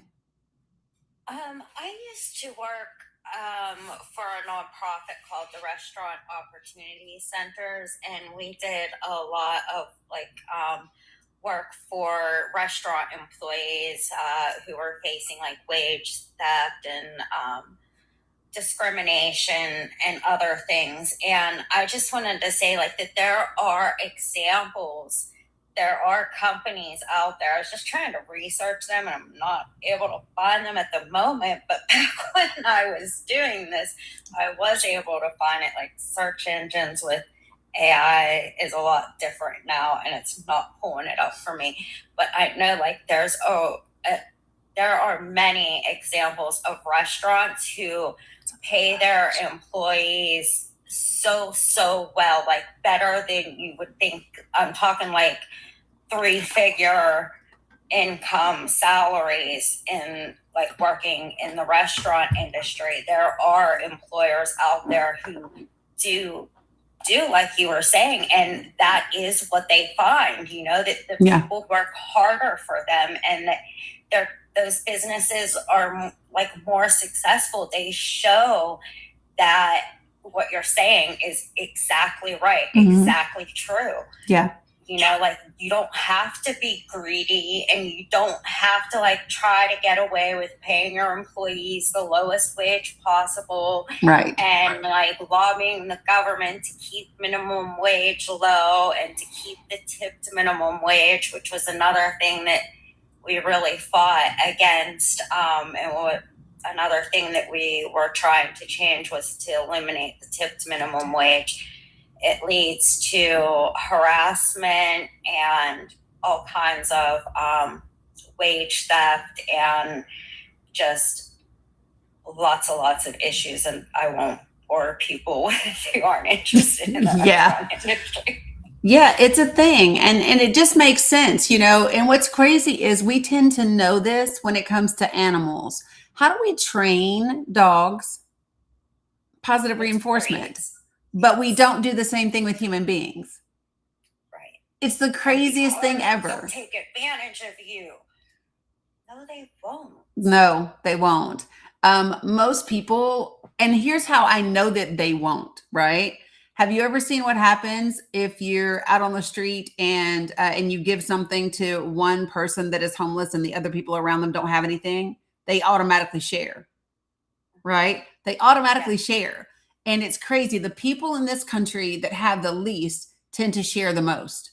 It is the people that aren't making $500 million. And so this is actually, good morning, Dr. Emmy. This is something that is true. They actually even talk about billionaires and how like they usually don't pay more than $200 or $300 for a suit because they keep their money. You know what I mean?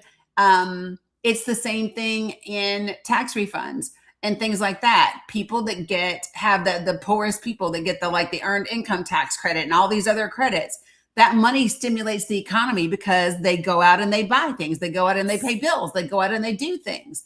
And it's not the same. Rich people are buying shit like they want to buy real estate, which, by the way, did you all see Mom Dani tax the billionaires who live in like the penthouses and the condos in New York? So they bought these $1 billion they're billionaires, but they're like multi-million-dollar condos in New York, right? But they don't actually live there. The buildings the rooms of the condos just sit empty. So they're taking up real estate in New York for the tax benefits, but they don't actually live there. And he's taxing the shit out of them. And I was just like, what an amazing thing. I love that for him. Yes, absolutely. They are empty most of the time. Exactly. And so like, for me, I cannot wait to see the success of New York, right? Because it will be a roadmap that people can follow. And when I say people, I mean people running for office. Good morning, Witch. To be able to say, this is how you lead. And I love the fact that he's using the same social media that he used for his campaign. He's using it to show people what he's delivering on, right? And so I love that. It's just smart. I think that, and I've said this a bajillion times, I think that if the Biden administration had actually shared more about the things that they did and utilized social media to get the things out that they did, 2024 would have ended in a much, much different way. That's my thought. I've long wanted to see like what could happen if a candidate like Mom Dani got into power and like over the whole country and like had some real power to do what they wanted to do, or even just to be one of the nominees, even to, I see people trying to cater to the middle all the time. And I think that maybe they should no, give us all the stuff. So to me, I don't even think this is like the middle, or I don't even think that this is far left, right? To me, our ability to eat, our ability to have great, programs and take care of our children, that's not even catering to the middle. I think that that core exists in every group. Damn. Hold on, y'all. Hold on. Hello? Hello? Yes, it is. I'm doing okay. How are you?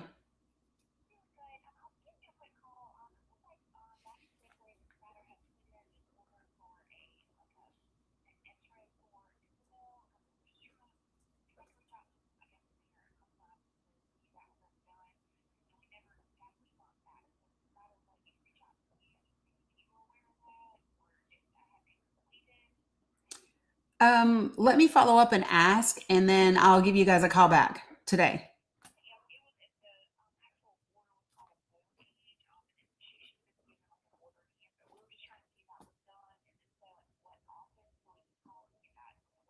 Okay. Yeah, I would say no, it hasn't, but I can schedule it and get it done. Okay.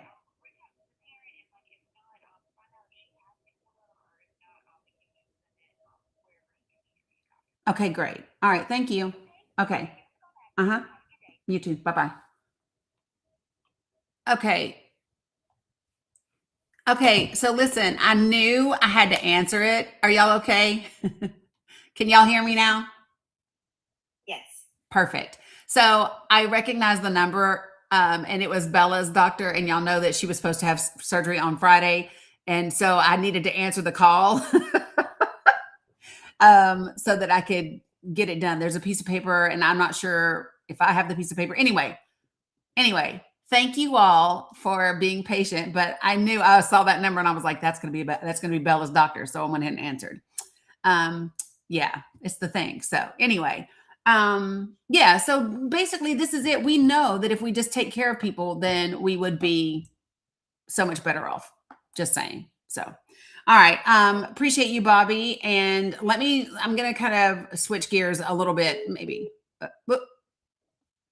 She just hung up. I don't know if y'all heard it beep or not.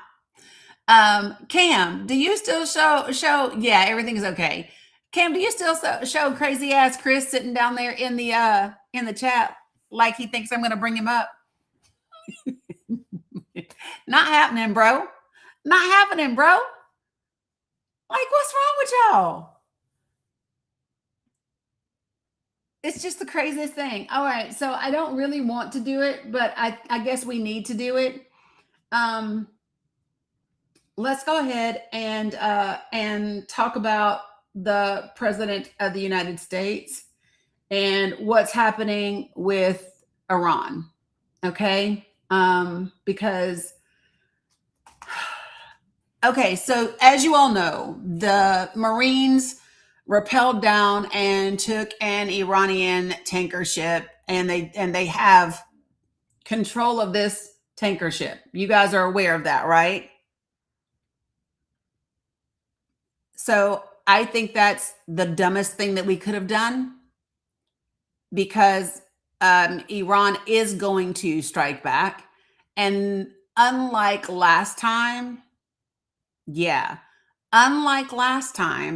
they did not give specifics about what they were going to do. So, in so far in this conflict, right? So far, Iran has normally said, we're going to strike back and we're going to do this, or this, right? They didn't do that this time. They literally said, we are going to retaliate. I guess whoever was on it is still on it. Right? And so this should concern absolutely everybody, because Iran has now said they are not going to Tehran. They're not going to participate in the talks. No one has left Iran to go talk with Pakistan. Pakistan says they're still moving forward because they still want to try to negotiate something. JD Vance is supposed to be going again, but as of this morning, he had not left Washington, D.C., but Iran has said, nah. And I just want to walk people through how this happened, okay?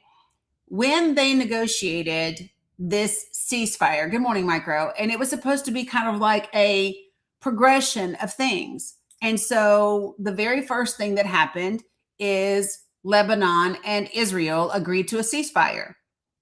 As a direct response to Lebanon and Israel agreeing to the ceasefire, Iran said the strait is open, right? And that was the first step. Israel and Lebanon had a ceasefire. Iran said, we will keep our word. The strait is open.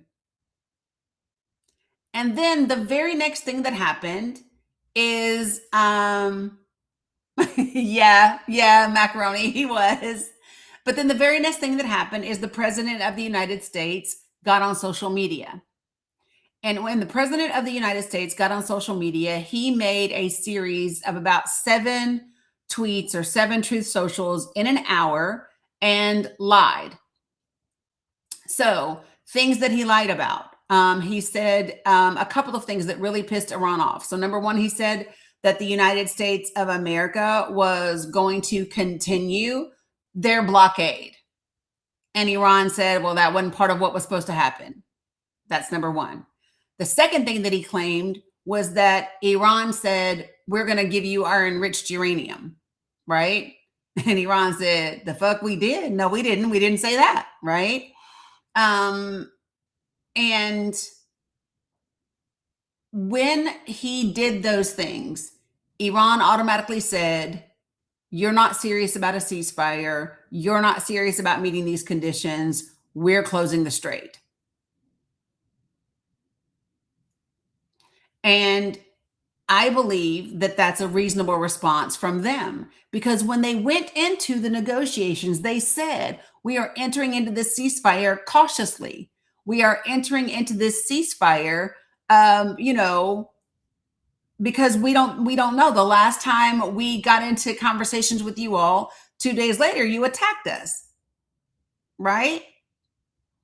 And so I think that that's something that people are missing in this conversation. And when they say, folks, I would just encourage you that if your mindset is that Iran always lies, I would ask you to check any prejudice or any of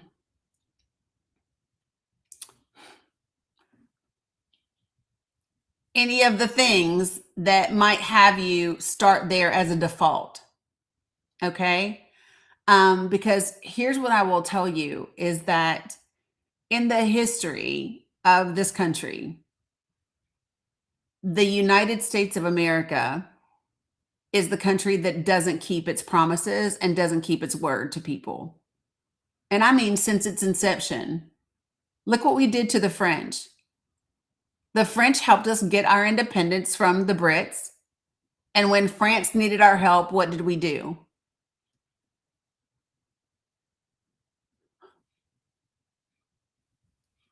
I'm going to say that again. From the beginning,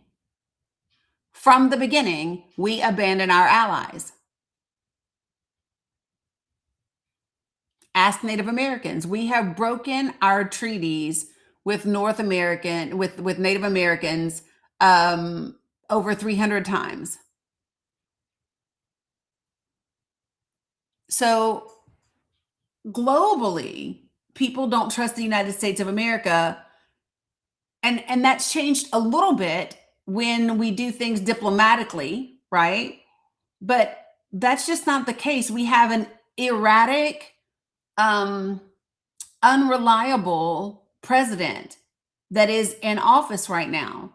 So much so that military leaders kept him out of the discussions for the rescue mission.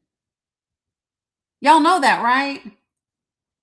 Head military officials intentionally kept the president of the United States out of the situation room when they were discussing how to rescue the pilot after that was down, because the president of the United States did not have the composure and the emotional intellect to be able to manage his emotions and have that conversation.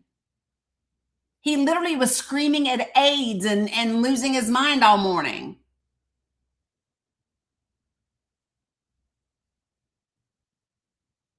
when the F-35 got shot down last week, Invisible String, when the F-35 got downed and we had to rescue them, military officials kept him out of the Situation Room.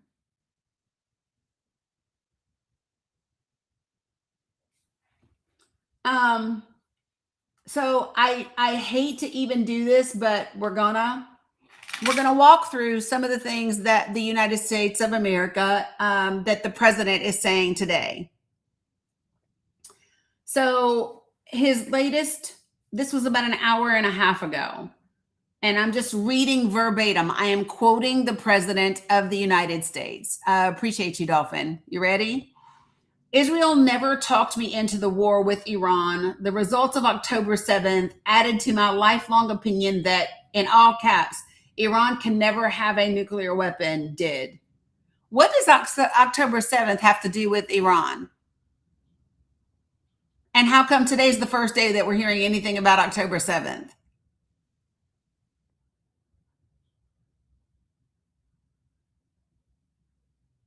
And then he said, I watch and read the fake news pundits and polls in total disbelief. 90% of what they say are lies and made up stories, and the polls are rigged, much as the 2020 presidential election was rigged, just like the results in Venezuela, which the media doesn't like talking about. The results in Iran will be amazing. And if Iran's new leaders, and then parentheses, he put regime change, are smart, Iran can have a great and prosperous future. So let me just be clear. I'm going to point this out. Okay. That right there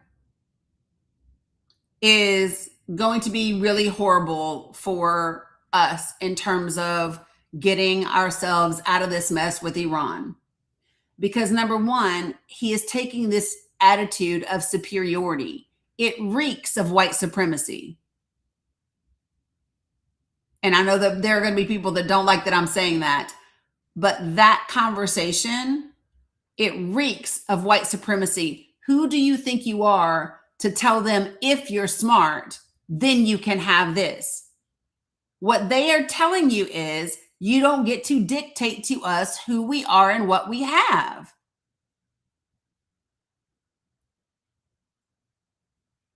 And there's been no regime change. It's the same fucking IRGC that it's always been. Except the people now are even more extreme.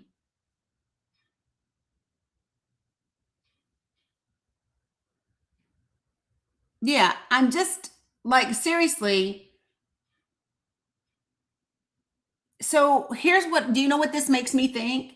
So so this means that we should check all mainstream media. Somebody should go check CNN. Somebody should go check ABC, CBS, MS Now. Somebody should go check all of them because somebody's got a story out this morning.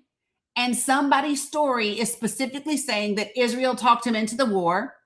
Somebody's story is also saying that he has horrible polling and his favorability is way down. Okay. I'm just telling you, that's what's prompted this. I would be, Kamala Harris said it on what? What did she say it on? Because I'm telling you, when he says NBC is reporting the polling, da-da-da, what did I say? He is so easily triggered. Mm-hmm.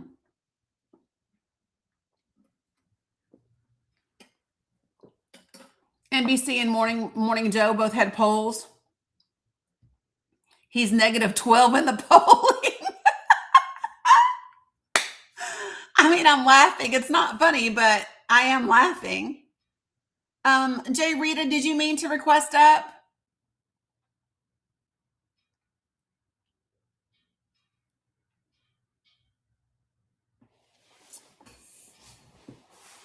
Oof. Okay, no worries, no worries. I just wanted to double check. So this is so if you look at his posts, When you look at his post, you can always tell what's been out there and what's been said because he's immediately denying it, which means it's true. And I hate to say that, but it is fact, right? So this is the other thing that's crazy. It's so wild to me. So wild.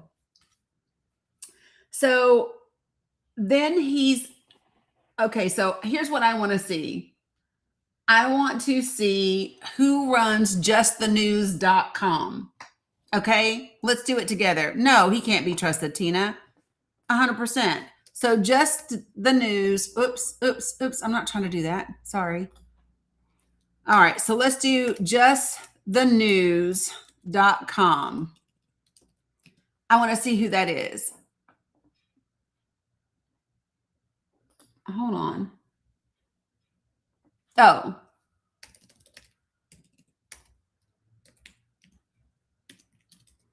All right. All right. So first, I like to see who's who and what's what. Okay. So I'm scrolling down. And about us, that's the first thing that I go to. So can we just walk through like kind of what I do when I'm looking at sources and who's writing what and what it's made of, right? So it says justthenews.com is committed to just reporting facts from journalists with a long record of public trust and excellence. Talk about sticking to facts. So let me see who the staff is.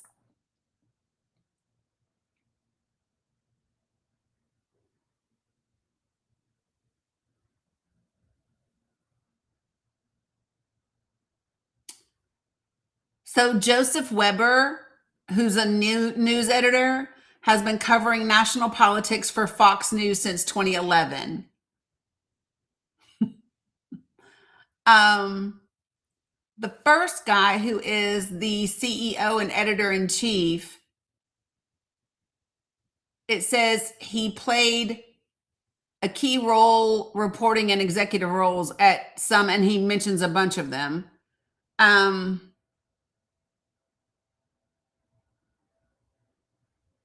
He's the COO, so he's not. Oh, so the other dude, Ben Whedon, who's the chief political correspondent, he was the editor for Breitbart News. Sorry, I'm laughing, but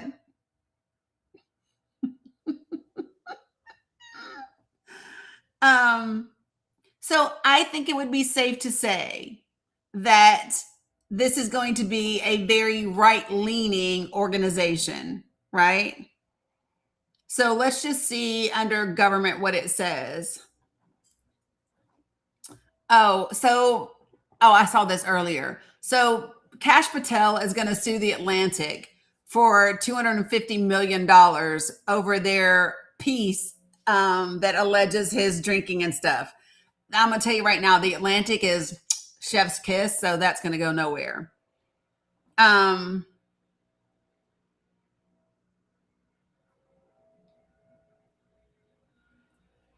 Okay, so I don't see.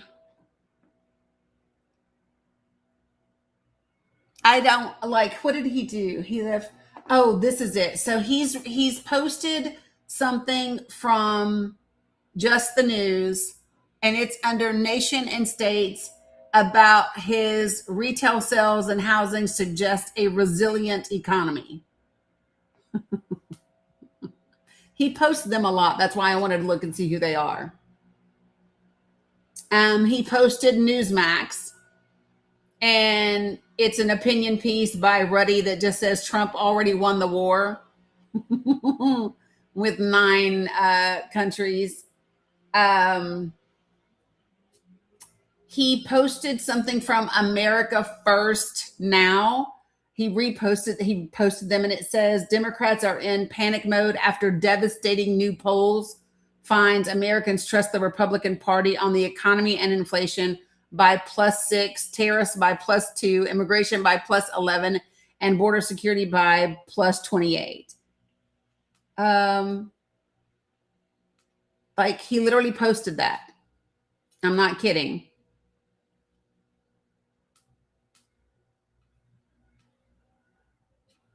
Yep. Um, it's just really important. Um,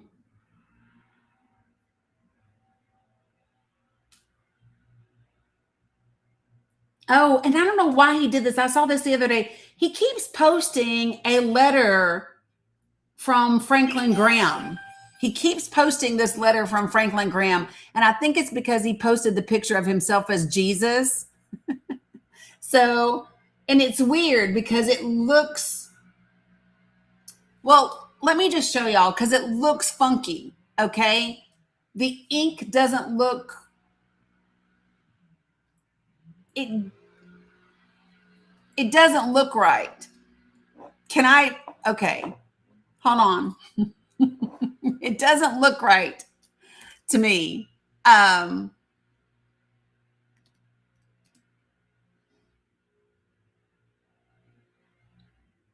Yeah, so hold on. I'm going to go down and I just want to show you all this letter that he keeps reposting. And I want you to tell me if the way that it looks is weird, if it looks weird to you, because it does look weird to me. So let me show you, as he should. So I just asked Franklin when's the last time he was on a ski boat and with his hands in his pants. Oops, I don't know what I just did. I hit it with my phone. Sorry, guys. I did it. Let me just refresh because I don't know where I'm at now. I hit it with my phone and that's my bad.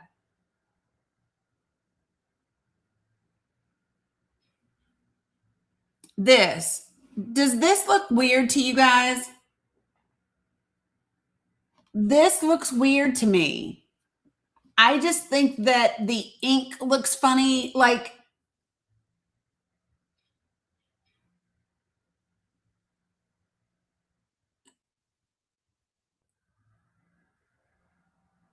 but even if it was scanned, why would these things be in darker ink like that?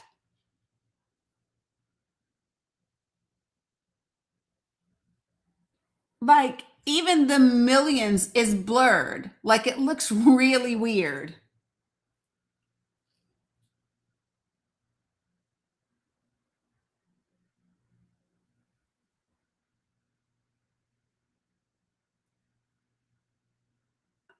Yeah, I don't know. I'm not going to say that it's not authentic.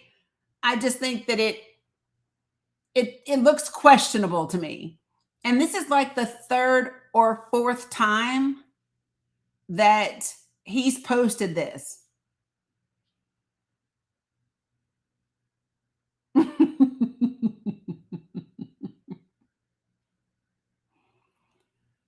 I don't know, but he's posted this 3 or 4 times now on TikTok. And so no, I'm live. I need for people to stop. But anyway, I just thought that it looks weird to me. Right? I do miss, you know what? Do you know what I really miss? I miss the days when news wasn't 24 hours a day. I really wish that news wasn't 24/7. I wish that wasn't a thing. I wish news was back to several times a day. And then you knew if something was breaking news, it was really breaking news. It was something that we needed to know, and we needed to know right then in the moment. I miss those days. I miss the days where we just had noon, 5, 6, and then 11. Right? Noon, 6, and 11. I miss it. I think that 24-hour news has lessened the impact of news. And it was just facts. Right. It was facts. You knew that if it was on the news, you could rely on it. You could trust what was being said. And it's just not that way anymore. You can't trust. And your mainstream media that used to be real, like to some degree, right? It might have a little bit of spin on it, but it wasn't so partisan. It wasn't so right. You ignore it more now, and it's more entertainment. And right, it desensitizes people. It desensitizes people. 100%. I agree with that. I think the thing that right, I find it really difficult now to okay, so can we address some propaganda that is happening, and it's happening against the Trump administration? I do want to talk about that for a second. So, in the last 2 days, I have seen 2 separate fake posts from Truth Social. So let me tell you what I've seen. Okay, so 2 days, over in the last 2 days, I've seen 2 different they're supposed to be Truth Social posts. And like in one of them, the post calls Obama a liberal dog. And it says something to the effect of course, the Pope is from the same city as as Obama, the liberal dog, blah, blah, blah, blah, blah, whatever. Right. And the people who shared it, like number one, they were reposting somebody else's post. And when they reposted it, hey, Jody, they said the post that originally posted it said, yes, the president said this. Right. And I immediately commented and said, this is fake, right? Number one, it's one of the reasons why I have a Truth Social account. It's so that I can scroll through them because I want to know what's being said and what's not being said. So I don't like fake posts from any direction, but the fact that I've seen more and more of them indicating that he has said something when he hasn't said it is wrong. But then the other thing that bothers me is we've gotten to this place where people actually believe that the president of the United States would say those things. Right? It is so sad that this is where we are. That it's like we can't automatically go, oh, the president would never say that. We can't say that anymore. Like the president of the United States literally said, I'm going to end an entire civilization. We don't know what he's going to say. And I know that people keep saying, oh, we want somebody that talks like us. No, you don't. No, you don't. Because the way that we speak is not how leaders of the world speak. It's not. And I think that it's okay when he's talking to us to talk to us like we're one-on-one or whatever, right? But that's not how you should want the president of the United States to speak. Like what is wrong with people? I promise you, you go in and you start talking to people in other countries and their leadership in those ways, you're going to have no respect. You're not going to be welcome. Like right now, they just tolerate him. They tolerate him because they have to, because right now he's the president of the United States of America. And that's crazy. We act like there's no such thing as professionalism. You would not want people waiting on you at your table to talk to you like that, would you? You wouldn't want somebody that's, scheduling you for a doctor's appointment to talk to you like that, would you? You wouldn't want customer service to talk to you that way. What happened to just professionalism? Hey, Lisa, because we don't have any of that anymore. So like to be frank, like I think Mom Donnie talks like a regular person, but he also talks like a regular person who's a professional. Right? He talks like a regular person who's professional, who understands the position that he's in. He is everything we teach our children not to act like. He really and truly is. And I don't know why that doesn't bother people. You would never let your children behave this way on the playground.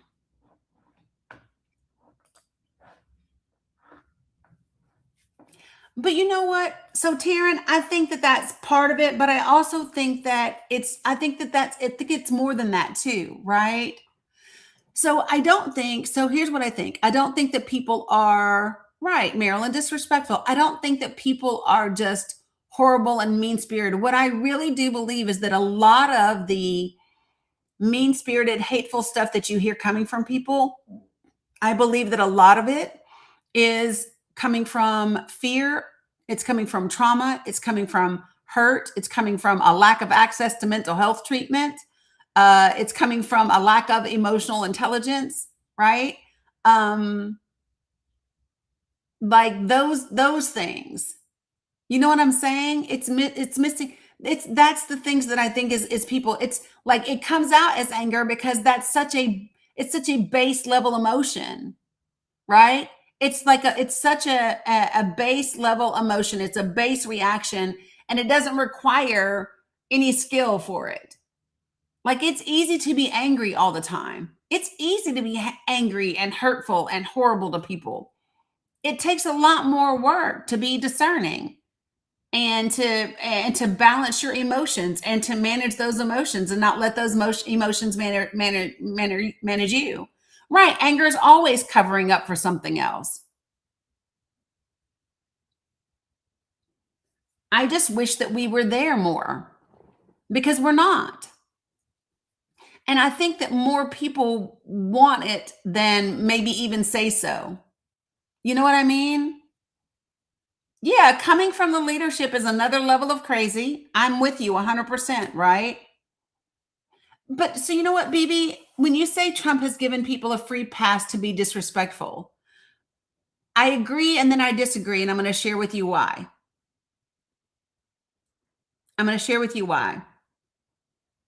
At the end of the day, people are responsible for who they are.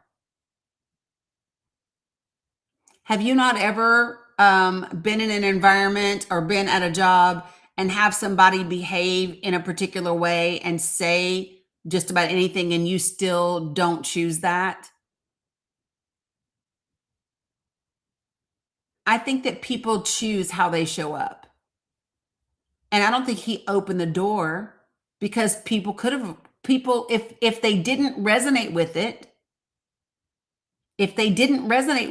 it wouldn't be attractive to them. We are attracted to people that are most like us, right? We are attracted to people and we support people who are most like us. We see ourselves in those people, or we see something in those people that we aspire to be like. And so to me, at this stage of the game, because this is not 2017, y'all. You've had almost a decade to know who he is. Right? And so for me, anybody that still supports him, there's something about who he is that is a reflection of you. There's something about the way he speaks and thinks about women that appeals to you. There's something about the way that he speaks and thinks of Black and brown immigrants and Black and brown people that appeals to you. There's something. You see what I'm saying? And it doesn't have to be all of them. It can just be that one thing. I'm telling you, if you are homophobic, transphobic, you're going to love him because it's in you. It's in you. And so it resonates with you. And it can also make you overlook the other things that you wouldn't necessarily agree with.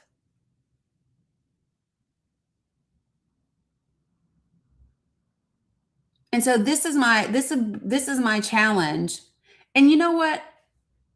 I wonder why I don't get Republicans in my space that are willing to have legitimate conversations with me. I rarely get them anymore.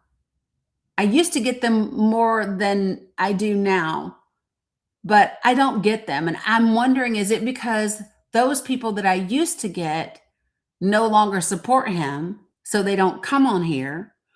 Or is it like, do you notice that, folks?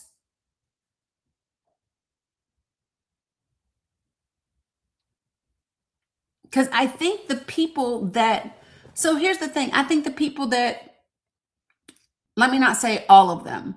Here's what I would say. I think about 70% of the people that were reachable, that were rational and reachable, that were Trump supporters, I think they have come down. I think they are no longer behind what he's doing, right? And that other 30%, that remnant that is still there, I think that they're actually in two different groups. I think that part of that group needs to believe that he is still everything that they thought because they can't admit that they were wrong. And I think the other group just identify with whatever hateful part of him it is. Right? That's kind of my thought. And those are just like percentages that I'm just throwing out there, but that's kind of where I feel. You know what I mean? Yeah. Yeah, I think his core is about 30%.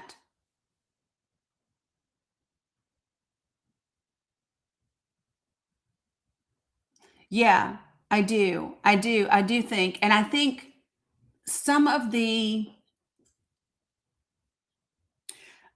so can we talk really quickly about one of the concerns that I have for the Democratic Party? One of the concerns that I have, oh no, I'm saying 30% of his base is still diehard with him. That's what I think.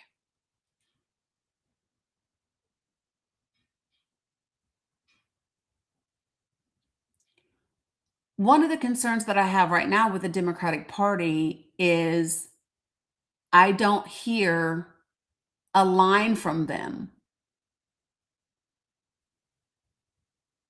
I don't hear a line from them. I don't hear a unified line from the Democratic Party that says, this is who we are and this is what I believe in.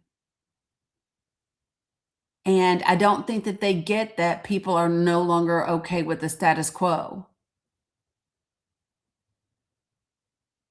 Right? I don't think that they get that people are not okay with the status quo. Hey, Jen, good to see you. No, Lynn, I was watching some stuff over the weekend. And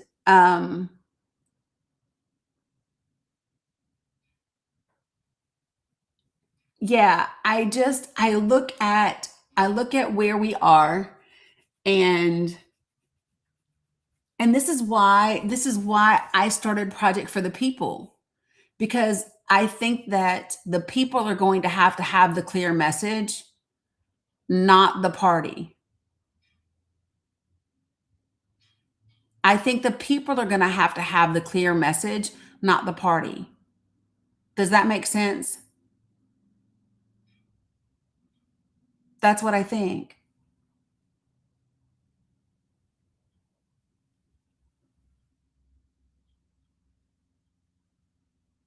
Oh, shit.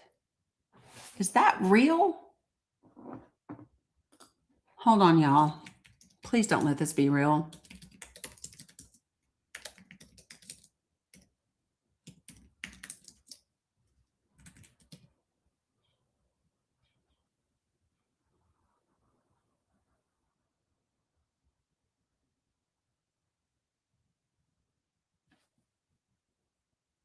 Well, fuck.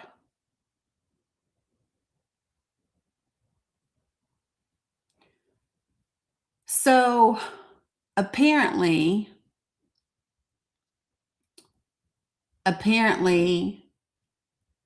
Sweden is preparing for a potential invasion from Russia. There's an island.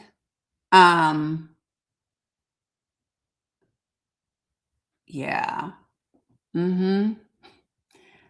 So,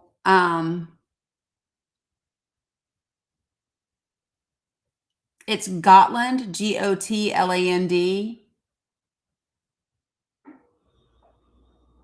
It's not getting a ton of press, but it's in seven different places. So we'll just see if it escalates. You're mentally ill. Yeah. Yeah, I hear you. Stress the fuck out. Tracy said, please reread that.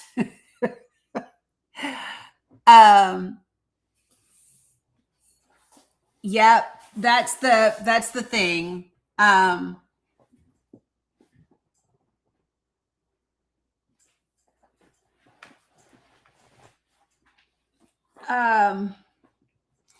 don't know. Just me. I don't know.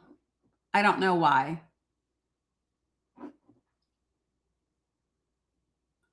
Oh, fuck my life. Okay, give me 1 second, y'all.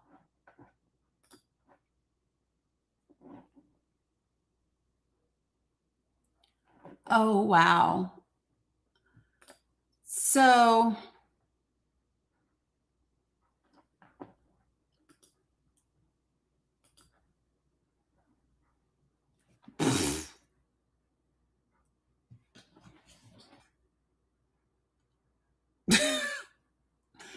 here's this headline. Iran says no plans for talks. Trump says the US team is on the way to Pakistan.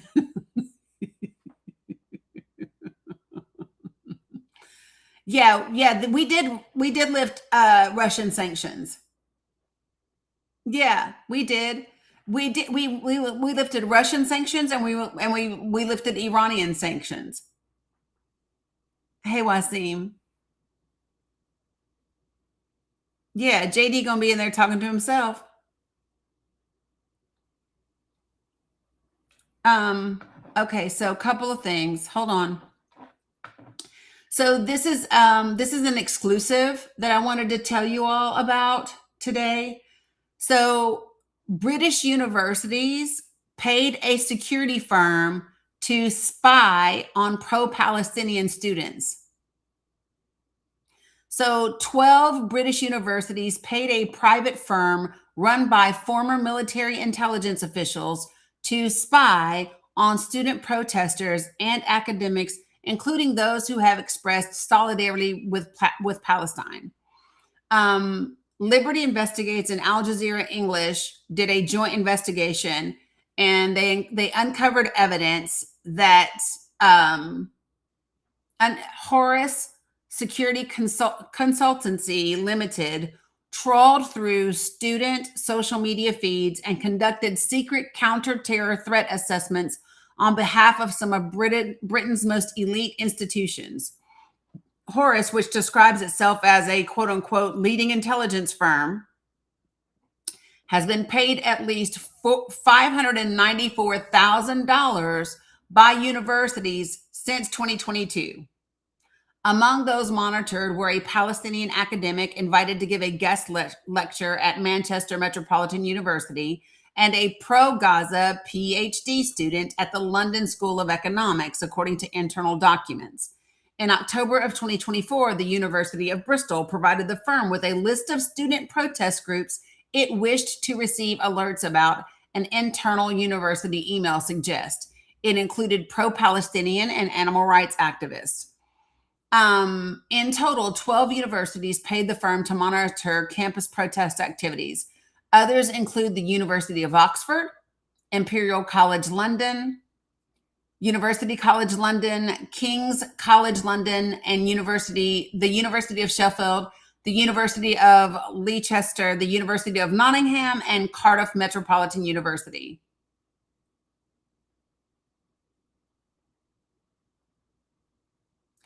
Oxford, UCL, and KCL, the University of Leicester and Nottingham did not respond to requests for comments.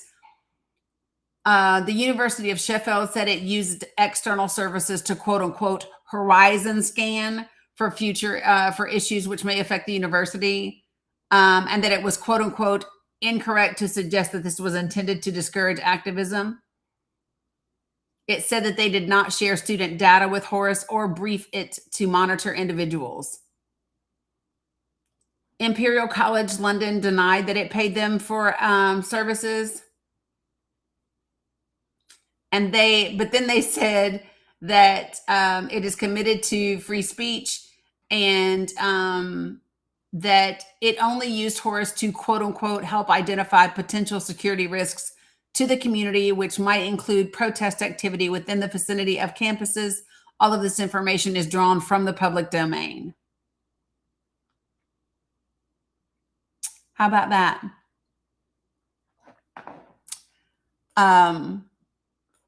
I'm just not down with the mass surveillance, people.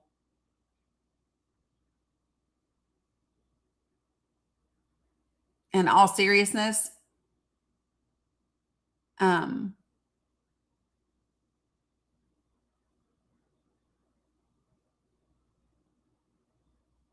yeah, Tracy. Yeah, it's strategic to control the Baltic. Yep. So we'll see. I don't know. And I don't want to spend a lot of time on it because it's only in 6 or 7 places and none of them that I would say, oh, I absolutely believe that to be the case. You know what I mean?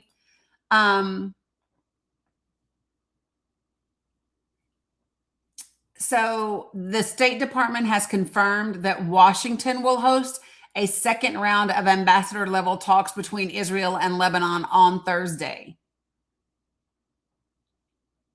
So does that mean BB's coming or no? I'm sorry. It's just the ambassadors. Francis Macron is saying that he is urging the U.S. and Iran to de-escalate. Iran says, we're not talking.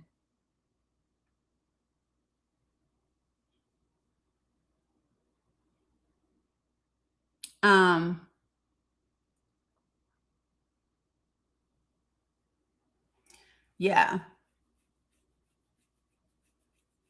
So President Mossad Pezeshkian,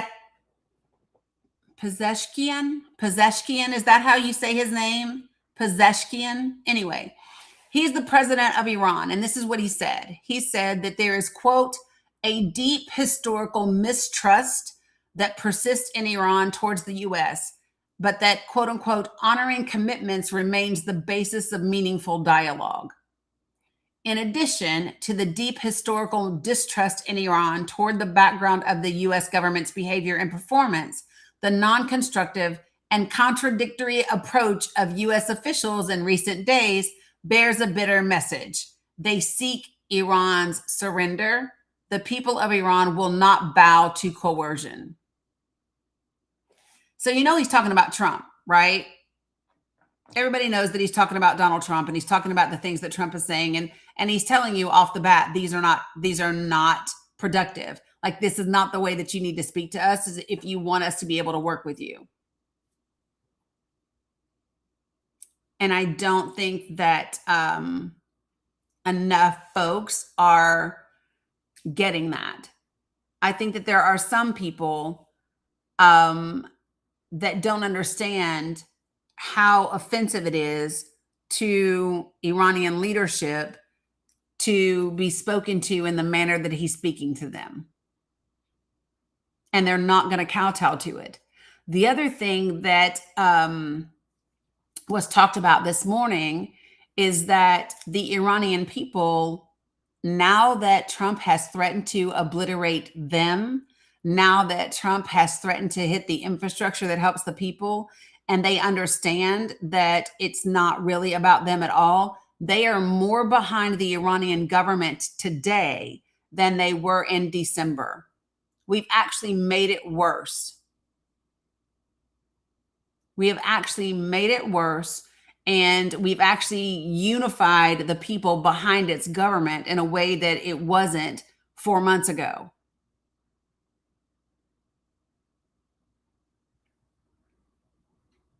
And I really don't think that people are taking it as serious as they should. Yeah, you still can't wrap your head. I can't wrap my head around a president saying that that he would destroy a civilization. Fuck my life. Israel just struck 4 towns in South Lebanon. Just now, Israel strikes have hit several towns in Lebanon South in recent hours, despite the ceasefire. A drone targeted the vicinity of the Latini River in the town of, I can't pronounce it. There's a bombing in the town of Shama, and then another bombing in the town of Taba. I don't know how to say it. Yeah. I know they always break ceasefires. But the point of the matter is then to say that the United States of America is going to host another round of talks on Thursday between Israel and Lebanon. For what? They're not going to stop. They desire greater Israel. And I'm sorry, so 7 fucking Democrats voted against stopping the bill. Like 7 Democrats voted to keep giving arms to Israel. That should matter to people. But wait, did you all know that there were 2 bills? Did you all know that there were 2? There were 2 bills. I need to tell you about both of them. Because the first one is getting everybody's attention, but there were 2. So hold on. I need to tell you that there were 2 because everybody is focused on just the one, but there's 2. Give me a second. Yeah, fuck Chuck Schumer. That's the way I feel about him. Please tell me I didn't. Y'all know I pull up different tabs on different computers, and I'm hoping that I kept this one up.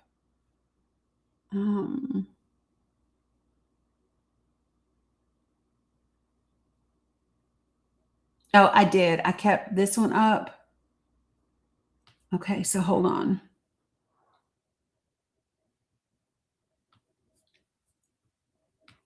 So the second measure was to block the sale of 12,000 1,000-pound bombs to Israel.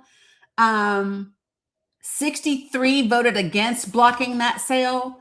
36 people voted for it. So I'm going to tell you about both of these, okay?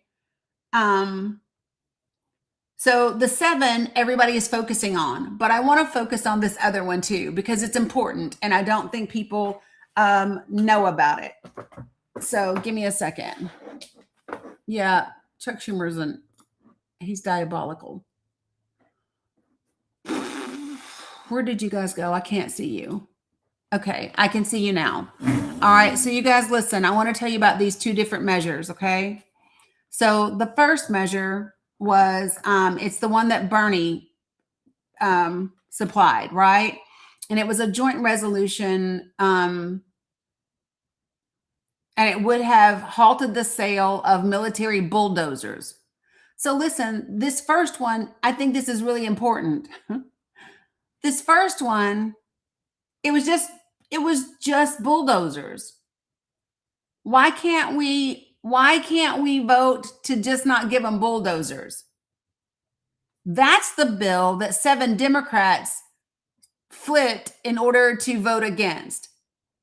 Do y'all hear me? Listen, y'all, you need to listen. This part's important.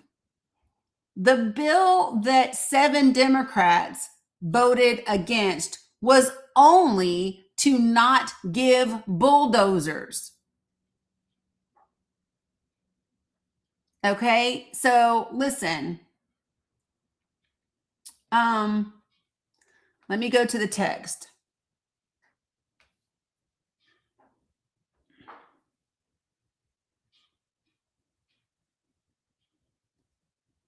Okay, so listen. So it was resolved by the Senate and the House of Representatives of the United States of America Congress that the following proposed foreign military sale to the government of Israel is prohibited. And it says the sale of the following defense articles and services described in transmittal number 26-32, which was submitted to Congress pursuant to Section 36B1 of the Arms Export Control Act and published in the Congressional Record on March the 12th, 2026. Major defense equipment, 12,000 BLU 111A general purpose 1,000 pound bomb bodies. Now, those are the ones that 63 people voted against blocking that. 63 members of Congress. And I'm going to go through them because this is important. This other one on the freaking bulldozers, give me 1 second. Yeah, so the second one is D9R and D9T Caterpillar bulldozers, spare and repair parts, corrosion protection, publications and technical documentation, and pre-delivery inspections. So this is the one that 7 Democrats voted against, right? Bulldozers, but 63 members of Congress voted to still give Israel 12,000, 1,000 bombs. Yeah, both of these were to prevent things from being, hold on a second. Yeah, it was preventing them from being sold to Israel. Hella, Raja. But follow me. Here's the part that's important. One was just to prevent the sale of bulldozers to Israel. And still, we couldn't get that passed through Congress because there were 7 Democrats that joined alongside Republicans to get that through. And then the other one, which was to stop the sale of 12,000, 1,000 pound bombs to Israel, 63 members of Congress voted against stopping the sale of those.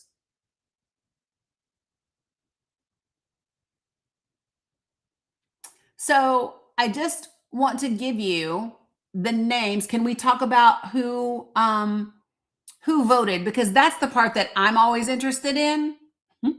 I'm always interested in who voted against this. Okay.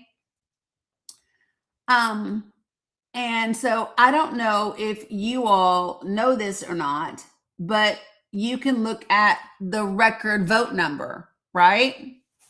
Exactly, Titus. Okay.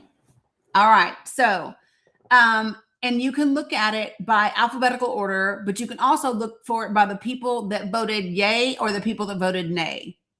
So people that voted yay, they were all Democrats except for 2 independents, which was Bernie Sanders and King out of Maine. No, she's saying she's independent now, money.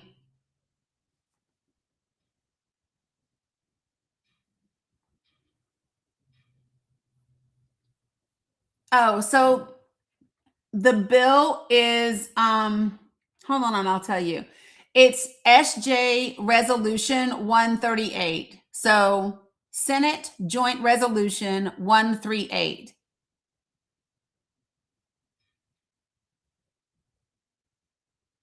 Hey, Shannon.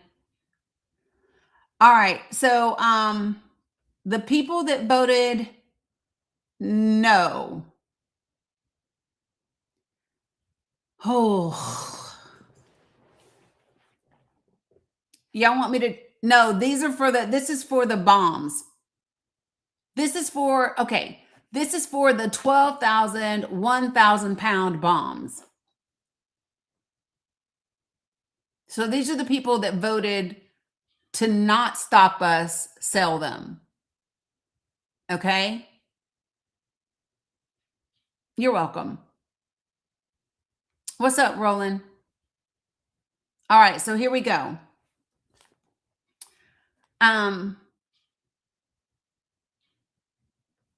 Do y'all want me to just run through the names, or do you all want to give me states and I look them up?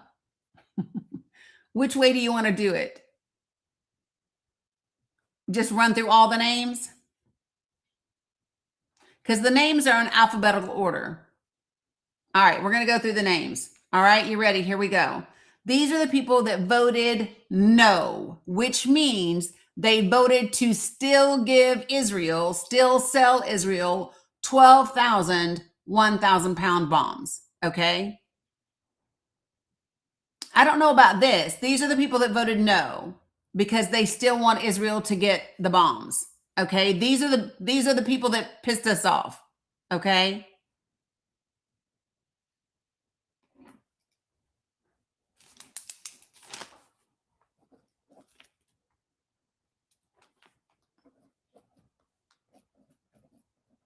Is that South Carolina? You know what, Stan? I don't really worry about it too much because I'm reading the damn bill and it's in the bill. All right, so here we go. You ready? Just saying, y'all. Okay, so these are the people that voted no, which means they voted in favor of giving it to Israel. Okay. Armstrong from Oklahoma. Banks from Indiana. Barrasso from Wyoming. Blackburn from Tennessee. Blumenthal from Connecticut. Boozman from Arkansas. Britt from Alabama. Bud from North Carolina. Capito from West Virginia.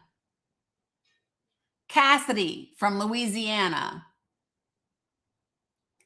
Collins, yep, Stormrider. Yeah, hold on, we're going to get to the other one too. Collins from Maine. And she running for Senate, y'all. I mean, she's running for governor, I think. Anyway, Coons from Delaware. Cornyn from Texas. Cortez Masto from Nevada. Cotton from Arkansas. Kramer from North Dakota. Crapo. Crapo. Maybe it's Crapo. Maybe it's Crapo. Anyway, Idaho. Cruz, Texas. Curtis, Utah. Daines, Montana. Ernst, Iowa. Fetterman, Pennsylvania. Fisher, Nebraska. Gillibrand, New York. Graham, South Carolina. Grassley, Iowa.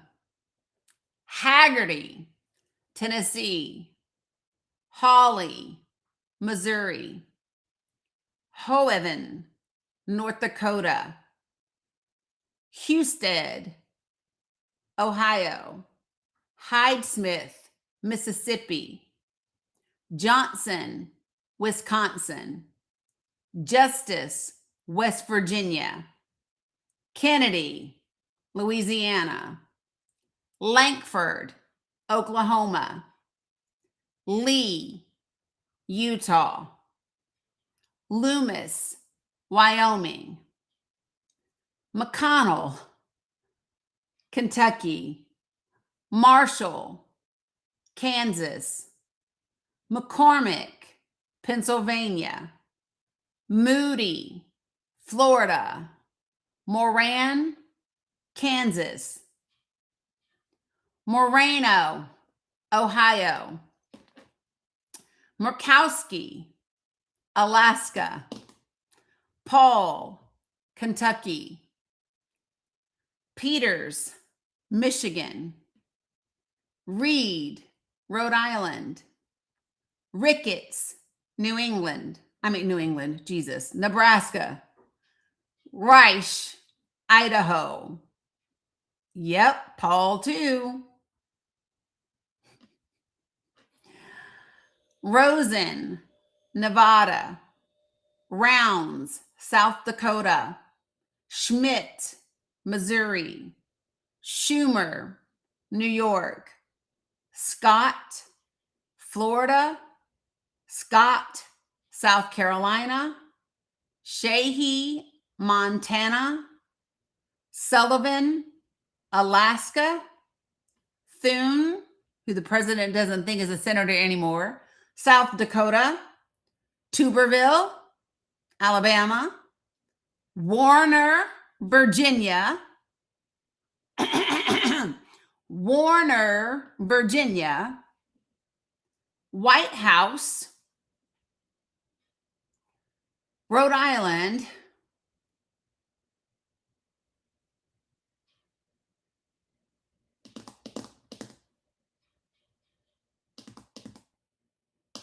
I was so disappointed in Sheldon Whitehouse for this. White House, Rhode Island. Wicker, Mississippi. And Young, Indiana. So, yeah, Sheldon Whitehouse.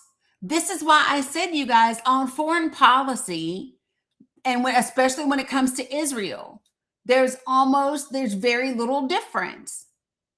All of those people, I will add it to the link tree. All of those folks voted no against blocking the sale of 12,000 1,000-pound bombs to Israel. Now, the people that voted to block it, because I think we should celebrate these people. Got it? Also Brooks from Maryland. Baldwin in Wisconsin. Bennett in Colorado. Blunt Rochester in Delaware. Booker in New Jersey. I think that's important. Cory Booker voted to block the sale of these bombs to Israel. That should be a big story. That should get just as much attention as Schumer voting no.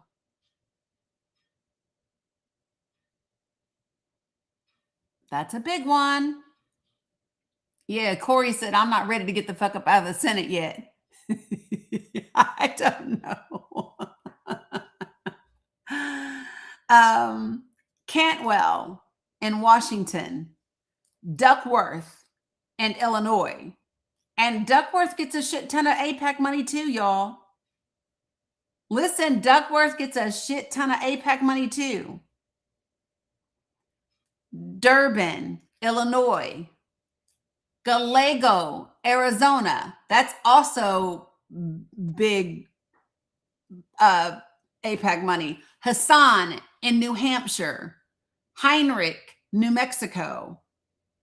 Hickenlooper, Colorado. Hirano in Hawaii. Kane in Virginia. I wonder if big old Tim's listening after we had a little chat. Tim Kaine voted yes to prevent this sale.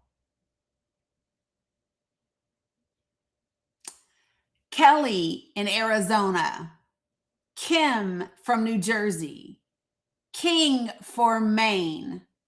Klobuchar from Minnesota. Klobuchar from Minnesota. Lujan from New Mexico. Markey from Massachusetts. Merkley from Oregon. Murphy from Connecticut. Murray from the state of Washington, Ossoff in Georgia, Padilla from California, Sanders, Schatz from Ohio, Schiff in California, Shaheen from New Hampshire, and how about this one? Slotkin from Michigan. Slotkin from Michigan.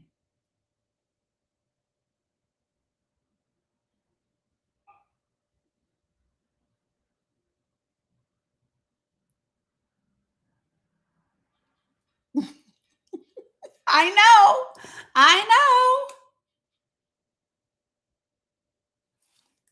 Smith from Minnesota, Van Holland from Maryland, Warnock from Georgia. So both Georgia senators. Slotkin voted against selling these bombs to Israel. She sure did.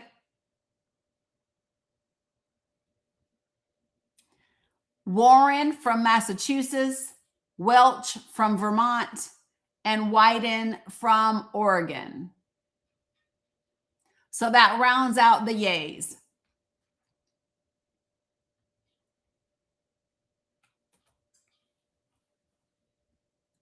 So, I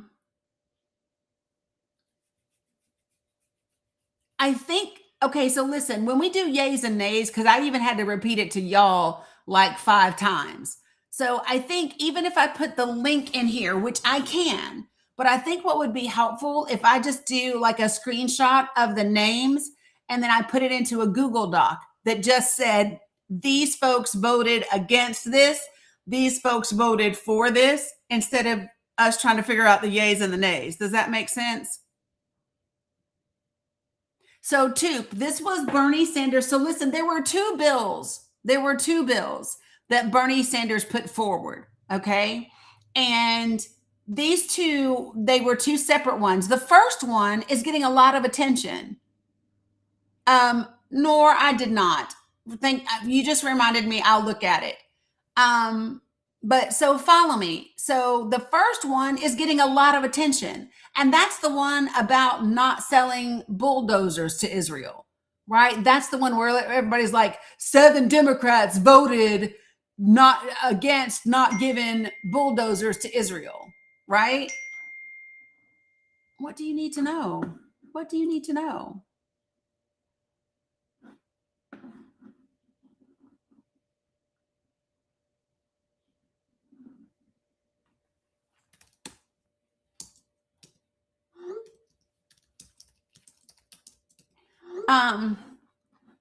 Sorry, y'all. So that's me having a hard stop at 2 now. Okay. So, that's the one too that's getting a ton of attention.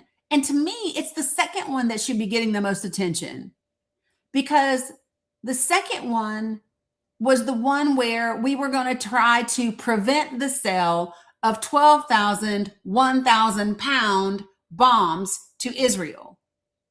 And that's the one that makes me upset.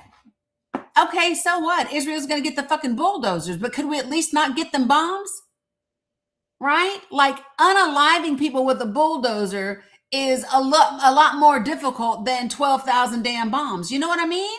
Like, can we focus on that one?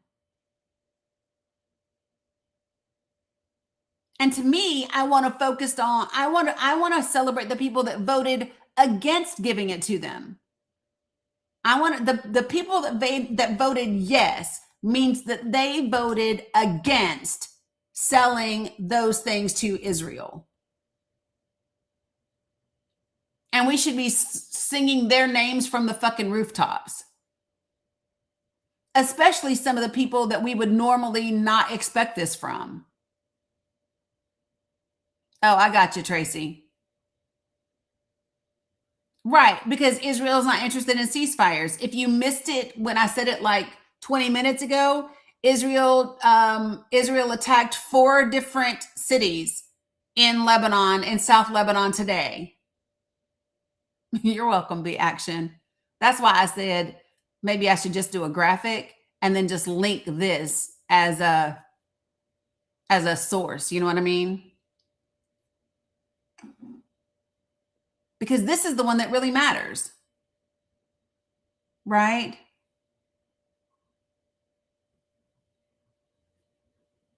Yeah, this is the damn caterpillar dozers. And I'm not trying to like act like it's not significant that those 7 people voted for that, right? Right, CD, 100%.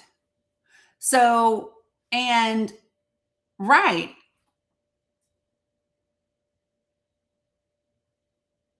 Yeah. So these are the things that it would be very helpful if we were, absolutely no rest for the wicked. I'm here for that all day. Hold on, there's another update.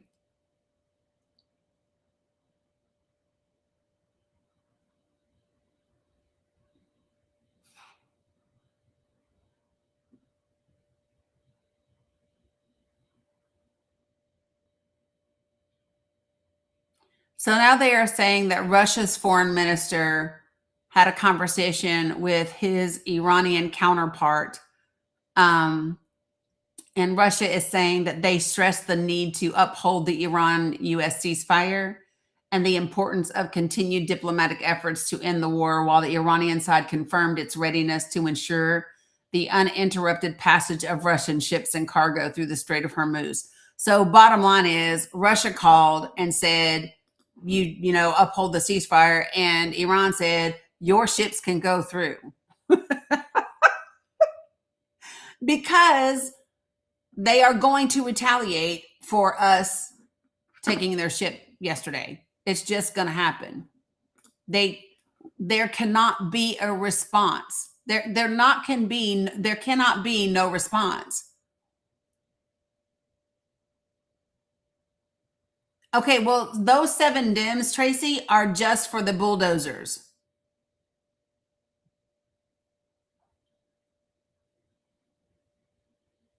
Right. So those 7 dims are just the people that voted so that Israel could still get bulldozers. Yeah. Hold on, and I'll tell you those. Hold on. I have 3 different damn things. Which one is this one? Okay, this is the bulldozers. Give me 1 second, y'all. And by the way, the reason why this is a big damn deal, y'all, is well, it doesn't matter. Oh, a shit ton, Tracy. A shit ton. A shit ton. Give me a second. So the 7 dims.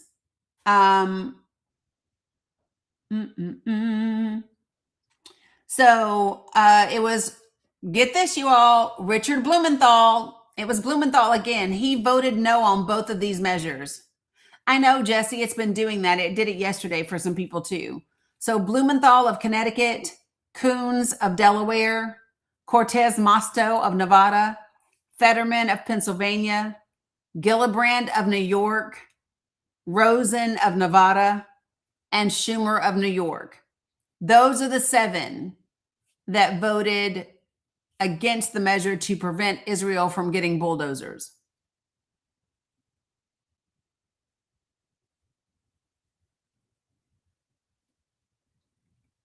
Yeah. Like, to be honest, I expected it from Schumer. I'm disappointed in Blumenthal. I'm disappointed in Sheldon Whitehouse.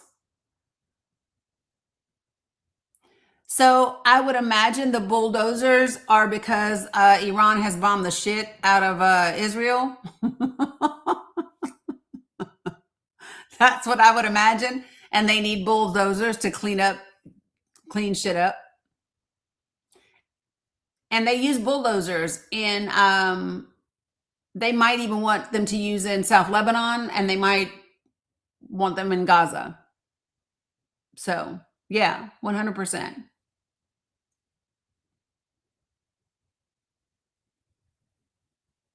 Yeah, both Nevada senators.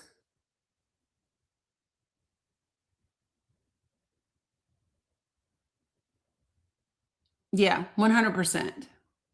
Yeah, you're welcome. No problem. Right, Tracy, exactly that. Exactly that.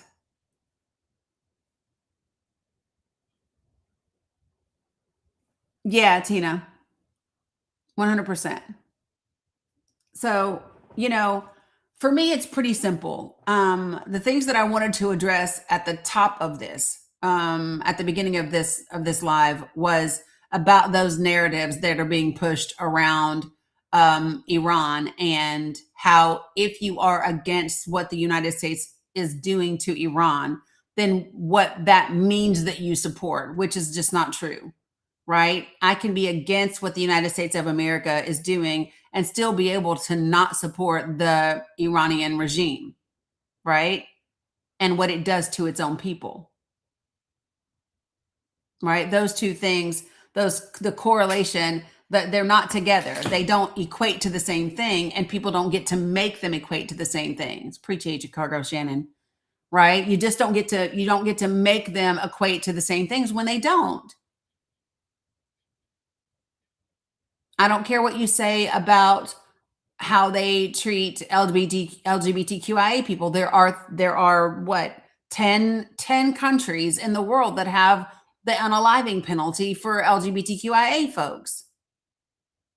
Nothing else included in the bill. Nothing else included in the bill.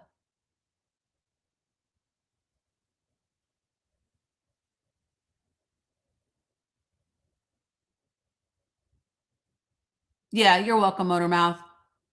Yeah, these were two standalone resolutions. Nothing else in them. They were just two, and they were standalone. And I think that Bernie separated them, and this is just my own assumption. I think that Bernie separated the bills on purpose, right? Because if he hadn't done that, then people would have said, "Oh, well, I only voted this because it had the bulldozers included." You know what I mean? So by separating them, he made an intentional statement. They made an intentional statement about what they do and what they don't support, right? And so I think that that's really important for people to get. So so live music. You requested up. What did you want to talk about? Right, Kayla. That. I know that he gets a ton, I can tell you that. And I think the thing to remember, and I really have to drive this home, you all, I am not thrilled with a lot of the people that are in the Democratic Party. I'm not. And at the same time, what, it was a mistake. No worries, live music. So at the same time, the primaries are the time to express that. So the primaries are when you vote for progressive Dems, non-establishment, non-corporate, non-super PAC, non-APAC Dems. Like, that's the time to vote for those people, is in the primaries. Because when we get to the general election come November, there's no ifs, ands, or buts about it. If you want the country to have a hope in hell of keeping a functional, even if imperfect, functional democratic constitutional republic. Like, that's the part that's absolutely necessary. You know? So listen, before I start to kind of wrap things up and whatever, I want to go over some information, and I want to take a poll really quickly. How many of you all are in here right now and you are not familiar with Project for the People? Put a 1 in the chat if you are not familiar with it, and you don't know what the hell I'm talking about. T Rob, you don't. Carrie, you don't. Birdman, okay. Beatrice, okay. Life with Sherry, you're not. Well, you should be. What do you mean?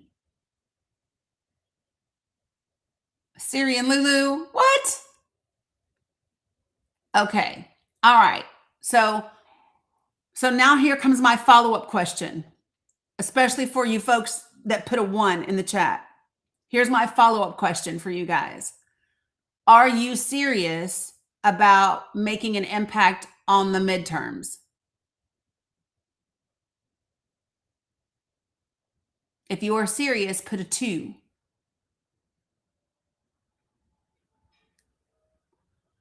Okay, I got you, Freddie JJ. Yeah, I know, Wawa. All right, so we're going to see how serious you are, okay? I'm going to see how serious you are because I could read, and not to call anybody out. You're welcome, Freddie. Not to call anybody out, but let me just tell you what I got yesterday when I emailed people about tomorrow's meeting. I got a response back. Yeah, okay, great, Dani, I'll be there. I'm so sorry that I haven't been. Listen, do not apologize to me if you don't do the work. Listen to me. I want to say this with 10 toes down in my whole ass chest. You do not have to apologize to me for not showing up and doing the work. It's your country. If you don't show up and you don't do the work, apologize to your children and your grandchildren. Don't apologize to me. Hey, Sandra. Hey, Goldie, 100%. Do not apologize to me for not showing up and doing the work. Because what I will say is I'm doing my part and I'm equipping you as best I can. If you are not taking that ball and running with it, you don't have to apologize to me, right? Because it's 100% on you what you do with the information. Right, Jamie. And this is the part that pisses me off because Project 2025 happened because guess what? It comes from Dani, Chocolate. It literally comes from Dani. But so listen, folks, this is the thing that I will say about the Republican Party and the MAGA Party, right? This is what I will say about them. They might have a shitty agenda that is horrible for people, but they work their asses off for what they want. They work their asses off for what they want. What's up, DeBoss? Right, they have a fire under their behind. Just so y'all know. Okay? And so the bottom line is progressives have to want the same thing. I'm tired of all I see is people on social media talking about we need a revolution, but you're not revolutionizing shit. People just talking about it, but you're not revolutionizing shit. So what I want to do very quickly, and I didn't see any 1s or 2s over here on the Facebook, YouTube, Substack, Instagram, Twitch side. I saw TikTok side. So all of my TikTok folks that put a 1 in the comments, if you are still with me, heart it up. Let me know that you are still with me so I can share something with you that is important. You're welcome, Chocolate. Gia, if you said that you didn't get my email, I recommend going to the search bar in your email and typing in Dani, and you will find the email no matter what folder it went to. All right, so now I'm going to share you some stuff. You got it, folks? We're about to, DeBoss, get your ass up here on my panel. DeBoss, get your ass up here on my panel, bro.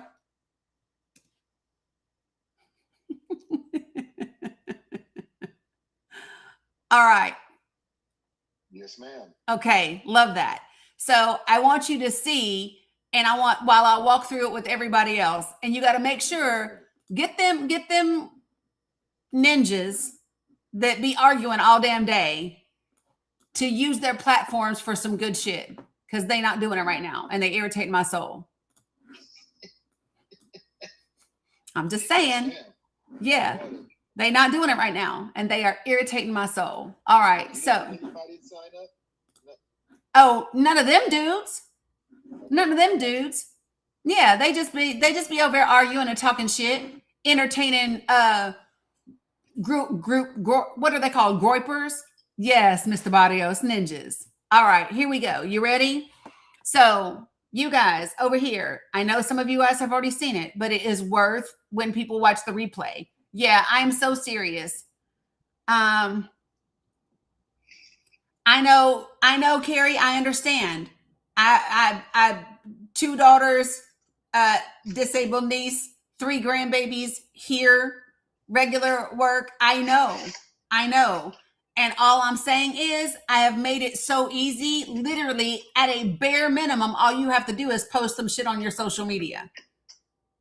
At a bare minimum, that at least that, right? And I'm doing all of it for you. Amy, I see him now. I don't know what you were saying before, sis. All right, so here we go. You ready?